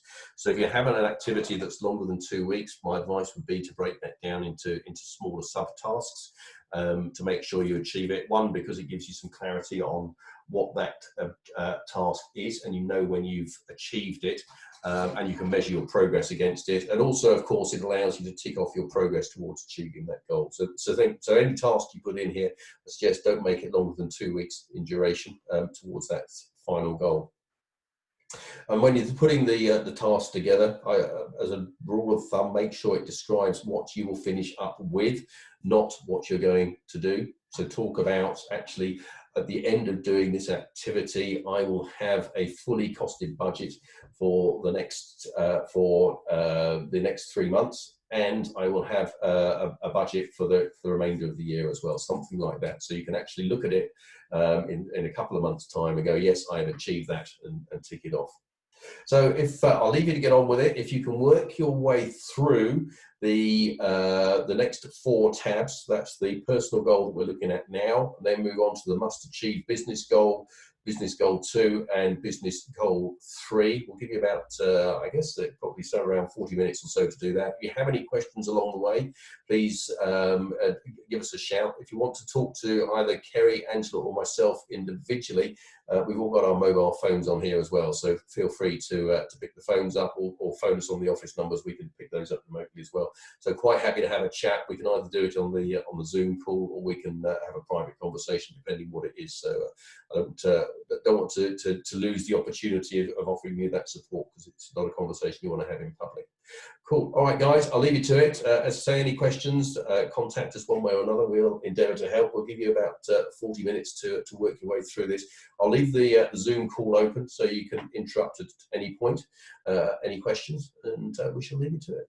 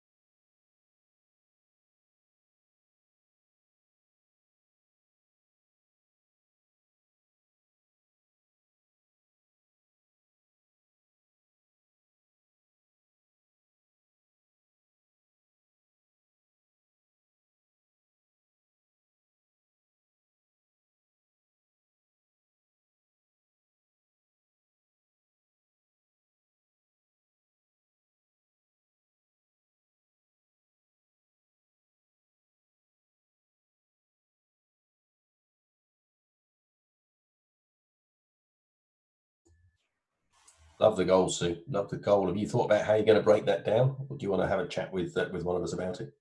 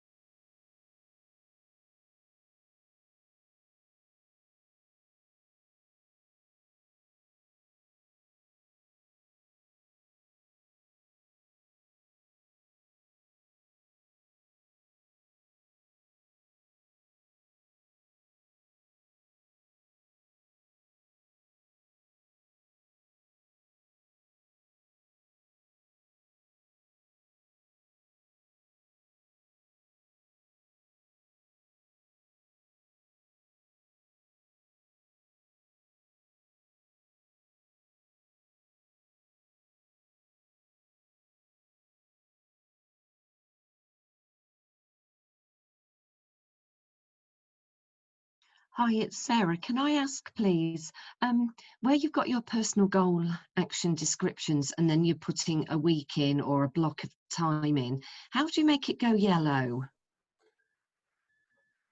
Oh, what go yellow?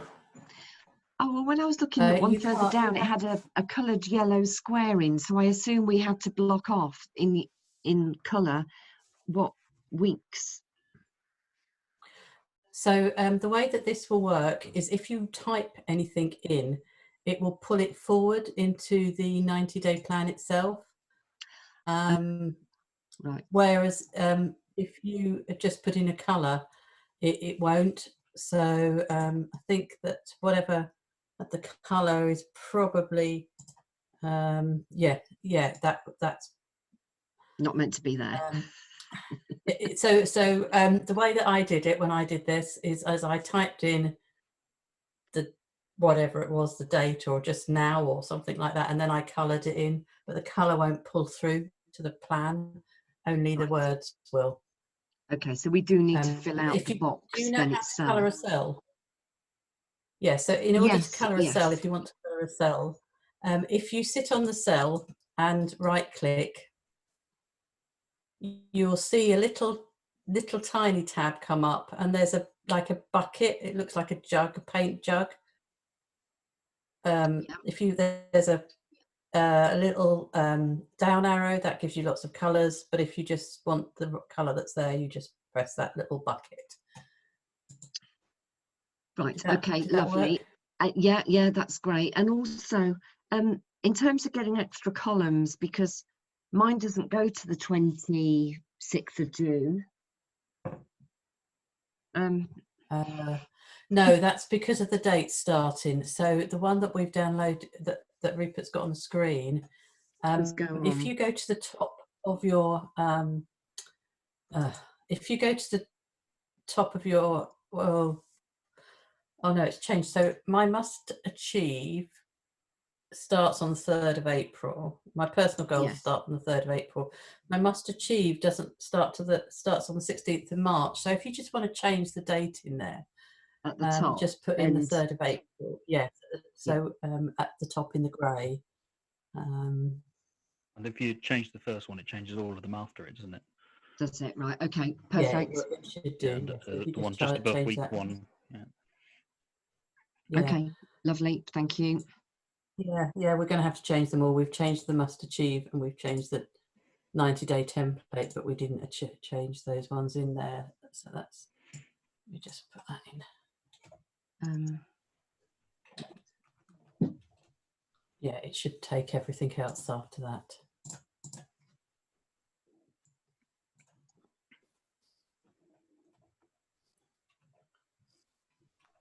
That worked. Yes, it does. Yeah.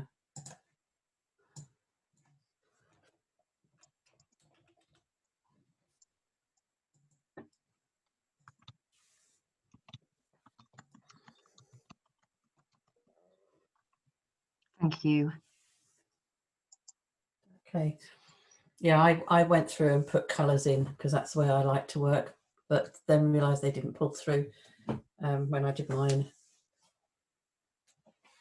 So that's why I changed it to a letter or anything there that just cover it through.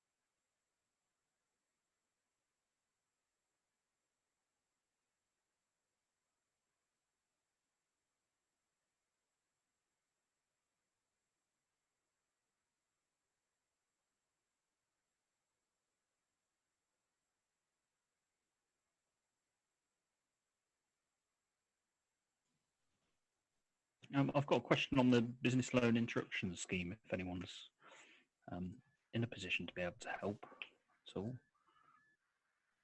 Yeah, ask away. Try. If Linda's on the call, she's probably the best person. Yeah, here we go. I'm listening. Oh, hello. Hi. Mine is I've got an overdraft and a loan that I want to remove, and I was looking at this business interruption loan scheme to improve basically on all of that. But I don't know, because there's quite a few scare stories and quite a lot of hoops to jump through that I don't want to be wasting time, because that's something I just don't have on doing something that probably isn't going to work out. But I don't know from experience of the people going through the process or what they've heard whether this is going to be worthwhile me taking those steps to try and action, or whether I'm just going to get a flat rejection from the bank because they're going to realise they're not getting my overdraft fees and everything else. Okay. All right. I mean, we're doing a couple of loans at the moment, and it is difficult, and they're wanting an awful lot of information. But one thing I'm pretty sure about is that you can't use the loan to pay off existing debt. Right. Yeah. Can't use it as consolidation. The rates and the fact that you don't pay anything for 6 months and interest-wise is certainly would be useful for a lot of businesses. But from my understanding, you can't pay off existing debt with it. Okay. Is that something they're quite hot on checking up and? Well, do you know what I mean? Like everything, you can put in a borrowing request, and at the end of the day, you do what you want to do with the money. Because if what I'm not understanding in the news a little bit is they've made it, well, the message from the government is just give people loans, we'll back it, but the banks seem to be kind of still hesitant, and I'm wondering why. If 80% of it's backed, why are the banks so hesitant at the moment? Are they not being helpful, considering we helped them out 10 years ago, or is there something I'm not seeing? Or but basically, if you could get a loan before the crisis, you probably get a loan. If you couldn't, you won't. That's how it is playing out. It's certainly not helpful, and from the figures that we've seen, I think there's been about £1 billion worth of lending to 6,000 or 7,000 clients. I mean, it's just not good at all. And I know there's lots of uproar about that, and lots of different types of businesses. Like, we're part of the National Association of Commercial Finance Brokers. I do know that they're speaking to the government about that as well. So, it could be the fact that things could change. Okay. And if it does, I will certainly let Rupert and Angela know, and Kerry, and they can, disseminate that information out. Yeah, no, I'm happy to give you more information or keep us in the loop with that. I don't know, because I don't know whether we would have been able to get a loan or not last year before this anyway. If afterwards, if you just want to have a quick chat and just, so I can get some more information about your business, where you are, what you're doing, those sorts of things, I'll happily provide any information. Yeah. You can then proceed with the loan application yourself, or if you want to use us on the basis that lenders don't introduce a commission anymore, we do charge a fee to do it. But if you're happy to do it yourself, I'll give you all the information that you need, though. Okay, that'd be great. Yeah. Super. All right. So Angela, Rupert, Kerry, they all have my number, so I'm more than happy for them to pass that on to you, and we can just have a chat later on if you like. Lovely. Yeah, that would be great. Arrange something. I'll drop my email in the comments as well. Okay, great. Yeah. Okay. Thank you.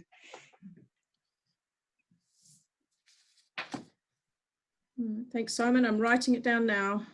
Super. What is it you do, Belinda? We're commercial finance brokers. Okay. That's what we do. We help businesses when they need money. And we have access to perfect person to have on the call at the time then. We have access to about 200 lenders. Okay. Because I wasn't sure whether this scheme was something as well that you have to go through your current bank to use, or whether it is open to other people, or what the restrictions. There's about 40 lenders. We do recommend initially that your first port of call is your bank. Yeah. That's because they've already got all your information, and actually that the banks are dealing with their existing customers first before they're dealing with other businesses coming into them. Yeah, I'm pretty sure I've still got my 18, 19 accounts to get in. I'm pretty sure I'm going to have to get those in. Yes, yeah, definitely. So I'm still kind of, it's this question of how much effort, like, well, I should put those in anyway because they're due by July time anyway. So I'm getting close to running out of time. So I know I've got to do that anyway. But it's also that, do I get them in, think of all the other things and then apply for the loan knowing in the best condition, or just go, well, okay, I'll just carry on as I am. It's absolutely, there's nothing wrong with where I am at the moment, but I don't want to lose that opportunity if it's. Can I ask who you bank with? Lloyd's, unfortunately. Okay. Yeah. I wish I was with NatWest at the moment, to be honest, but I was tied in because no banks have managers for businesses anymore, and it really annoys me. I pay for a bank account and I get no advice. And my parents are with NatWest and they get an account manager because they've been there for so long. That's quite interesting.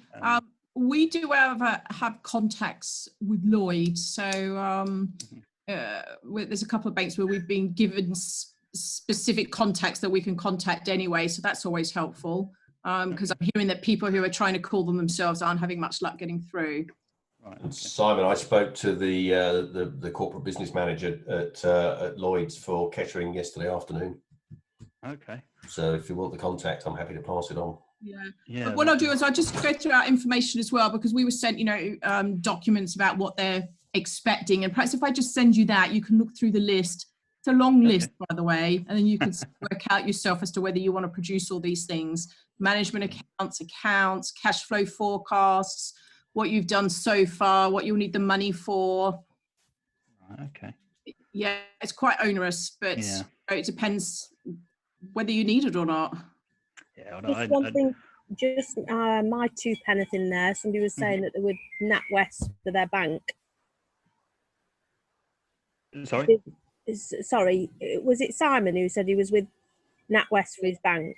Lloyd's. I'm with Lloyd's. Lloyd's, sorry. I just wanted to move to NatWest, but... So I was with NatWest, but I changed my bank at Christmas to get 12 months free banking. Yeah. So there's loads of them. I mean, I don't know what it's like at the minute, obviously, under the current circumstances, but it might be worth looking at somewhere where you can get 12 months free banking. Yeah, I worry about changing banks too often. That's my only concern. It is a bit of a... Well, the thing is, so I get that, and I've been with the same bank for like 20 years plus. But my personal account is still with NatWest, who I was with. So I haven't changed that, but I did change everything else. It's not the easiest thing to do in the world, but it saved me a lot of money already. Yeah. Okay. And actually, I went to HSBC, and I'm not saying they're the best bank in the world or anything like that, but they seem to be on the out. I haven't gone for all these different things, but from what I can see from the emails I'm getting, they've got more to offer than a lot of the other banks. Yeah, I think a general frustration of mine is my personal banks. You get free. In fact, you get money given to you to have a personal account, and you get really good service. There's always someone at the counter to help you.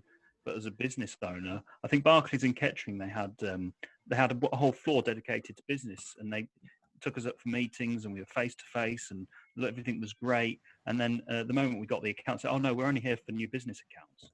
Well, I'm paying for this. A lot of business owners pay for their accounts. They pay to put a check in. They pay for so many things, and you get substandard service all the time. It's so frustrating. I haven't heard a good bank for business. Well, I think I was with NatWest for 10 years. I have to say they were really good because I had 2 phone numbers. So if I was ringing on my for my personal bank, that was one number, and if I was ringing for my business, that was a different number. But they were really, really good, I have to say. I only left because I wasn't going to carry on paying for something when I can get it for free. Yeah. Can't afford it, unfortunately. Yeah. Okay. That's interesting. Who did you move to, sorry? Moved to HSBC. But they have been, again, I don't know them very well. I've not used all the services, but the emails that I've had from them about COVID and all the support seems really good. Okay, that's good to know. I've not had the same thing from NatWest. Simon, can I just ask, have you received anything from Lloyd, like emails or support or? Yeah, just a lot of, it's just generic Generic content, stuff. and when I log into the account, you know, it's the same generic Yeah. message. I've always had this for quite some time. I had 2 years ago, I'm over that now. 3 years ago, I went into business with a business partner that just went terribly wrong, and that was with another bank, and that just put everything out of kilter. And I'm still sort of paying for that, I suppose. And I've kept asking the bank, look, can I have help here? I just want to regularly check in with the same person, just to kind of say, well, what can I do? What can I look at? And it's been every time I get on the phone, I have to explain the scenario every single time. They're just really unhelpful. And actually, I've got to grips with it far more myself, and realised that things aren't as bad as I thought they were at the time. But that's kind of held me back a little bit. I've really got a bit of a bad taste in my mouth for that sort of time when I kind of needed the bank to help me. And they could have helped me, because all I was actually after was a bit of reassurance and help. That now I look at everything and it's all generic. You phone up, you get a different person every time. You get different. They don't even give advice. They even say they can't give you advice. And they just point you to a web address that you read up yourself. And actually, what's the point in having a bank? Yes, sadly, when you're a small, medium-sized business, the majority Yeah. of banks treat you that way. Yeah, we're under the radar. Yeah, no, that's which is a bit frustrating, because I think that's what actually holds us back from growing. If that would be my number, and the scenario I've always put to them is, you know, if you were to help us, we could grow. But every time I go to grow, something kicks us back a little bit, and then when we need that essential bit of help just to get us over this hurdle, you're not there. So we're always going to be the micro business. Well, there's an awful lot of alternative lenders out there that can help in those situations. And you know, probably at some stage we can have a chat and we can go in that direction. And then you get to a stage where the banks then will want to help you again. That's how it tends to work. Yeah, absolutely. I think my parents are in that scenario where the banks are more than happy to help all the time, because they've been with them for so long, and you know, it's paid off for the banks and they're happy for it. They've proved themselves. I think before you can, what's the saying? If you to prove you, to get a loan, you need to prove that you don't need it. Don't need the money. Yes, that's the point. But no, there's hundreds of alternative lenders out there that have a different criteria and work with businesses in a different way. Okay. So always worthwhile having a look at that. But yeah, I'll leave you to finish your goals, but and we can always chat later. Yeah, that'd be great. Thank you very much. Let's give it 5 more minutes, guys, and I'll move on to talking about your 90-day plan and testing and measuring. And then obviously we can follow up with you afterwards as well, just conscious of where we are time-wise as well. Yeah. It's also lovely, Joanne, when you come on the line, we get the birds tweeting in the background. Oh my gosh, have you sorry, I thought I was on mute. I've just been eating popcorn. Excellent. Oh, very healthy, yeah. You probably heard me chomping away as well. What a charming picture you paint. Sorry, I'm literally just enjoying the sunshine. Cool. Sue's finished. Excellent. Well done, Sue. In a couple of minutes, we'll get back on it.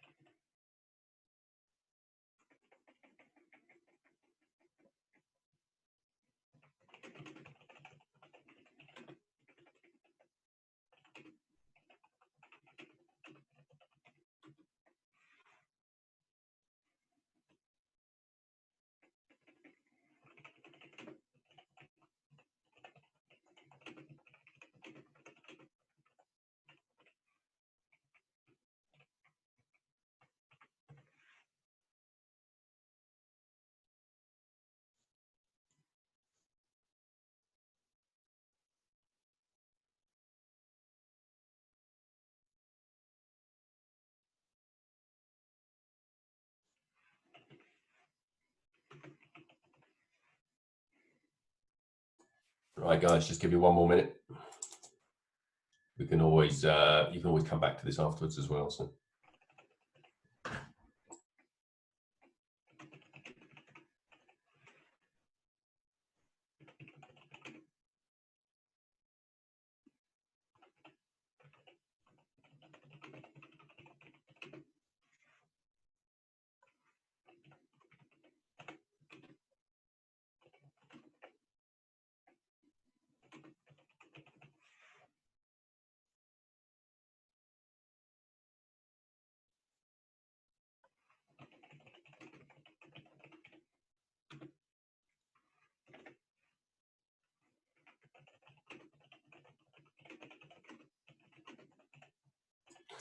Right, guys, so let's move on a little.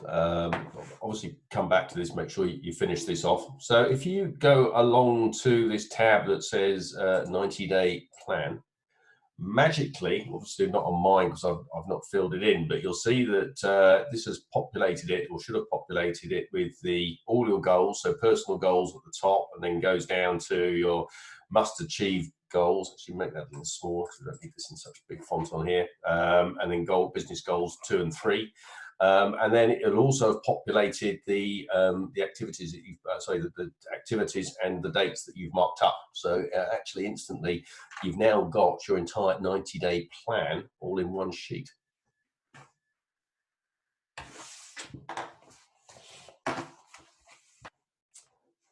So from there, the next thing we need to look at, or any of you who work with Action Coach will be very familiar with the phrase test and measure. And the reason for that is that any activity that you put in place, we want to make sure that it's getting the benefits we expect it to. So the next tab we're going to have a look at is the marketing test and measure tab.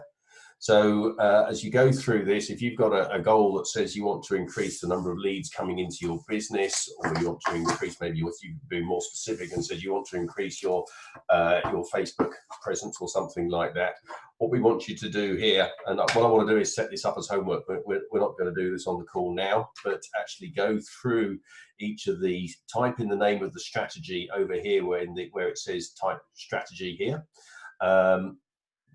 And then we call them KPIs, which is key performance indicators. So for example, if you said that you wanted to increase the number of Facebook views that you were getting, you'd put that in here as the strategy.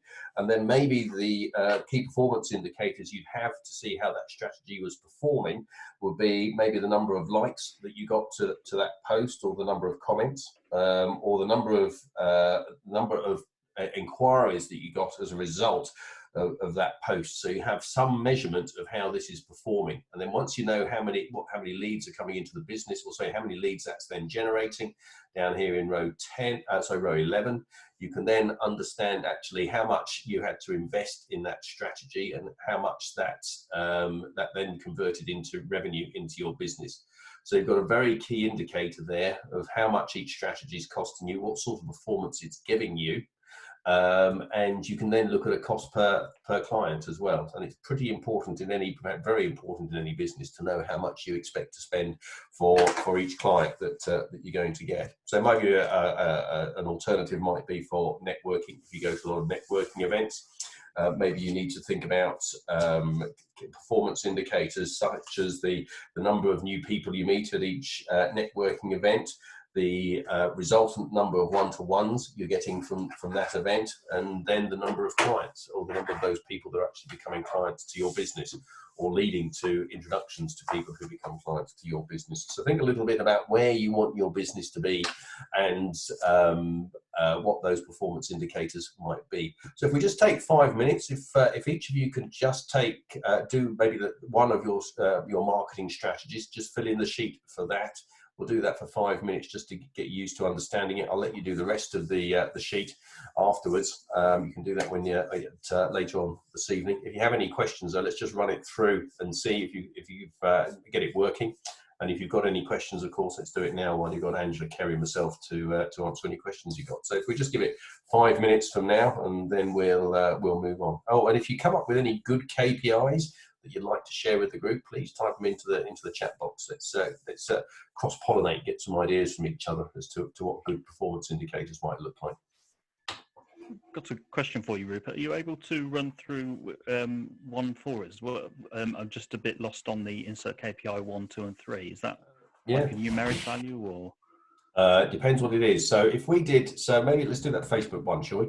So so Facebook. So the first thing we might want in the first KPI is number of posts that we've put up. Then the next one might be number of views of that post. Yep. Where would we go from there? And then you might translate that down to the number of leads that came into your business. That sort of runs. Maybe you'd have a third KPI. So I'm doing this on the fly, so I can't think of a third one to put in there. But maybe number of. It's not number of Need one follows. necessarily. Yeah, number of follows to your site. Mhm. And then you can start to see, so when you start to, it's very difficult with Facebook, actually, it's not the best example, is it? It's very difficult with Facebook to link the leads back to a particular post, unless you, when you talk to somebody, so when you pick up the phone to somebody, one of the first questions you should be asking in any case is, how many, where did you hear about us? So you can then track where, if they say, oh, I saw your Facebook post, you can sort of tick it off against the Facebook post. So you've now got an indication of how many leads that Facebook post generated. If you're paying for advertisements on Facebook, you've got an investment. I mean, if you just put a post up, it might just simply be your time to generate that post that you've got to account for. But at least now you know how many leads you're getting, so you know how many posts you've put up there, you know how many people are seeing that post and how many are taking action against it by following your site. You're knowing how many leads it's generating into your business and how much you spent to do it. So you now know how much each lead cost you. So you've actually got a really good indication of how each of these strategies is working. Yeah, no, that's great. Thanks very much. Cool. Yeah, and guys, if you've got a particular thing that you want to check that isn't marketing that you want to track, then you can always use this sheet to note that as well. If it's something else that maybe one of your big things is to get your debtor days down or something, then you could always put you know, as a strategy. It's not going to say it's not a marketing strategy, but if it's something that you really need to do, then you know, pop it in here as well, so that you can keep an eye on it as it goes along. Just it's all in one place then. Can I suggest as well that you this is quite complicated and quite complex, which is great if you want to measure specific items. For people starting out who've never measured anything before, you know, work with your coach and we can make this a lot more simple.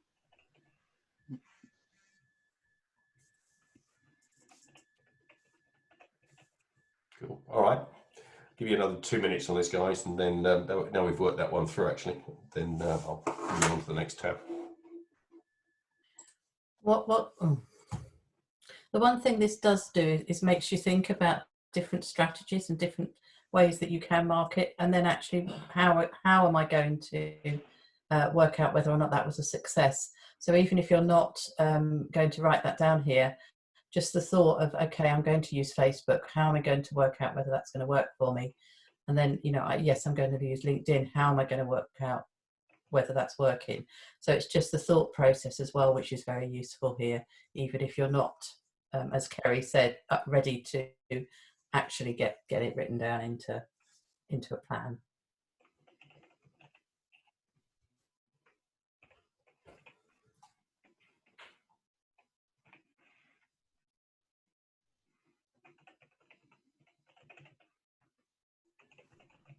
So guys, any questions on that? I'll leave you to do that as your homework. Either Kerry, Angela, or myself will contact you all after the day's event, just to see how you're progressing with your plans, and obviously getting into the test and measure tab, and answer any questions you might have come up with over the following couple of days. So we're not just going to abandon you to figure this out on your own. We'll make sure we have a chat with you afterwards to answer any questions you've got. So expect a call from us sort of probably Monday or Tuesday next week. Give you a couple of days just to think through what you're doing, and also of course to make sure you've completed your plans.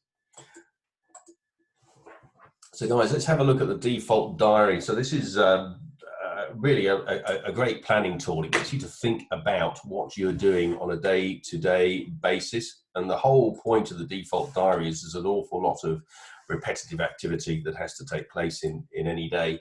And the thing about the default diary is it's actually trying to get you to think beyond just what you're doing between in your working day between 9 o'clock and 5:30 or whatever your working hours are. So actually your default diary should probably start with what you're doing first thing in the morning. So in my example, typically I go and walk the dog for 45 minutes at 6 o'clock in the morning, come back, have breakfast, sit down at my desk. Usually I'm starting work about 7 in the morning. So it's actually having those, if you like, the personal things that you're doing as well, to make sure that that those happen, as well as the things that you need to do in your business.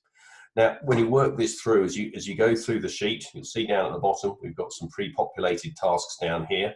Then we've got some that you can name as suits yourself to align with your business. So depending on what you are doing with your day, you've got the opportunity now to name up each of these cells and use them to populate the task. Now, the way this spreadsheet works is if you decided you wanted to, let's just do it with the lunch break, shall we? So if you wanted to do, always have a lunch break, make sure you book time to have a proper lunch break between 12:30 and 1 o'clock. You can just literally paste those cells into the sheet, and that will tell you how many hours you've allocated to having a lunch break each week. And then if you wanted to, you can of course propagate that out across the whole week. So you can see that you've got 3 hours of lunch breaks booked in your weeks. More importantly, of course, you might say, okay, admins and emails. So my suggestion would be that you put a couple of spots in your day to do admin and email tasks, but don't let email take over your day. It's very part of what we're trying to do here is to move you from being event driven, i.e. as things happen, you react to those events, to actually planning out your day and thinking about what you're going to do on an hour by hour basis. So the chances are, email is a great example, because if you get an email, it's the same as a letter. So you don't have to respond to it immediately. You can leave that for a few hours before you respond. Alternatively, of course, if somebody phones you, you've got to respond to that immediately, because it's very much has to happen in that moment. And of course, you've got that priority then as well. So I mean, if you've got a meeting booked, I wouldn't expect you to stop the meeting to answer the phone. If you're on a phone call, I wouldn't expect you to stop the phone call to then go and respond to an email. So what we're trying to do here is to block out your days to think about what you're doing for each hour of the day. And you'll see in there, we've already got that predefined one for exercise. So as I say, so typically I have to walk the dog twice a day. So that normally happens at 6 in the morning. And the target is that it happens at 5:30 at night. I wouldn't say I'm perfect at that. And then Wednesday evenings is set aside to go cycling. So between 5:30 and 10 o'clock on a Wednesday night, I'm out on the bike, and then the same on a Saturday as well. So that's sort of my predefined time. And it's obviously going to vary from person to person. But the whole idea is that you spend some time thinking about what are those repetitive tasks and putting them into your diary. And you should finish up with every cell marked up with what's going to happen during that time. Once you've got your default diary sorted out, the idea is that you can then transfer that over to whatever diary you're using on a day-to-day basis. So I'm a big believer in Outlook, which is where I manage my time. And of course, that then synchronizes to my mobile phone, and Angela can look at my diary as well. But take your default diary and put it into the diary that you use on a day-to-day basis. And it's very powerful, actually, in just dividing up your day and actually getting some structure to it as well. And the key point, as I've said, is to really move you from being event-driven, so as things happen, you respond to them, to actually planning out your day to be effective and efficient as you can, and to think about what each of the activities you're doing during the day actually are. So did that make sense to everybody? Because I rattled through what's actually can be quite a complex process very quickly there. Yes, thank you. So normally, Belinda, of course, I just walk around and check you've got a decent default diary, but we can't do that at the moment.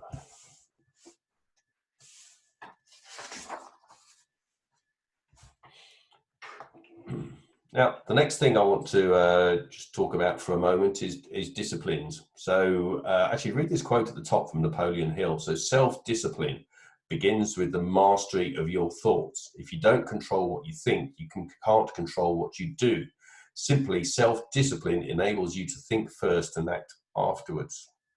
And this statement's really got two parts to it, hasn't it? So it's first of all, what are you thinking about?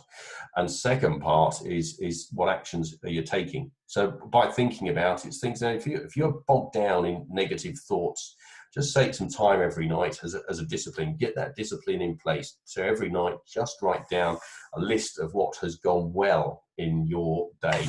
And make a note. So actually what you're doing is identifying what's gone day, gives you something to focus on. Don't just worry about the things that went badly. Think about what went well in your day. And even if you had a disaster during the day, your chances are that you've actually taken some steps and you've resolved that you resolve that disaster and turned it into something that is at least mitigating the impact of the disaster and possibly has become a positive as well. So can you, what I need you to do then is just take a couple of minutes and just to write down, based on the conversation we had today, what are the 3 disciplines that you're going to instill from tomorrow? And every day write down what you are going to commit to doing on a day-by-day basis. So so one of those might be, as a great example, with planning. So every evening before you finish work, plan what you're going to do the next day. So that becomes, actually, Kerry was talking about this earlier with the the stack habits. I forgot what you call it, Kerry. Actually, it's actually just getting to the point. Actually, before I close my machine every day, I'm just going to spend 5 minutes planning what I'm going to do the next day. Or it might be during the COVID-19 crisis, you need to put a discipline in place that you'll talk to every member of your team during the day. So actually, let's put that into what you're going to commit to doing on a day-to-day basis. So let's just take 5 minutes doing that now, and I'll just go on mute a second. Oh, and mark in the chat box when you're done, guys. Sorry, Kerry. Habit stacking. But by the time I get around to remembering to switch my mute off, you've moved on. Sorry. I'm too slow. Ninja-like reflexes. I forget that I've got it switched on. I keep talking to myself.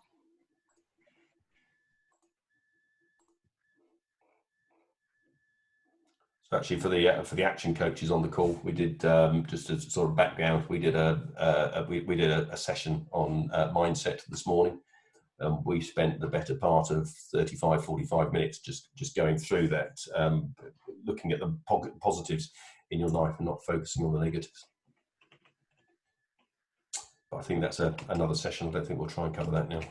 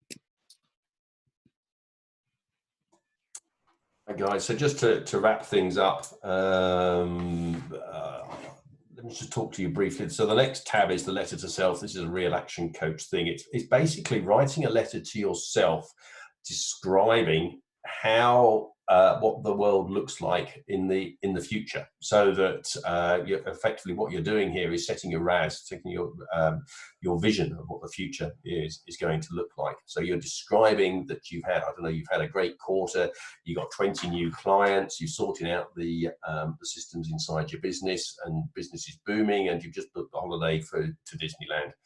It's taking what fundamentally is very much goal-based in the rest of the document and translating it into something that really gets your brain going. It's the whole point is to get that emotion and feeling behind it as well, and then post the letter to yourself so that it arrives in 3 months' time, and you can also set the letter up so somebody else posts it to you in 3 months' time.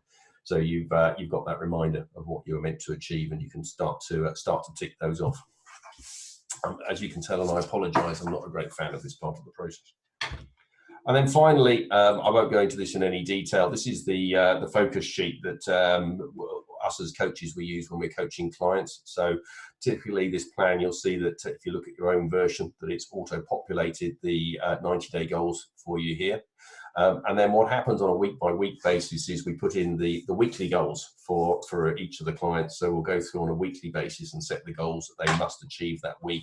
And then the following week, in the blue here, we go through and review the progress against those. So what this does is it gives us the opportunity to work with the clients to develop the goals on a week-by-week basis. We agree them during the coaching session, and then we have the opportunity to go back and review them once we get to the end of the goals. So this is pretty key, and the whole point of this process is that it allows you as the business owners to be thinking about what you need to do in your business as part of the process, so that when we actually sit down to talk, you've got a pretty clear idea of what needs to happen inside your business and what you'd like to talk about during the session.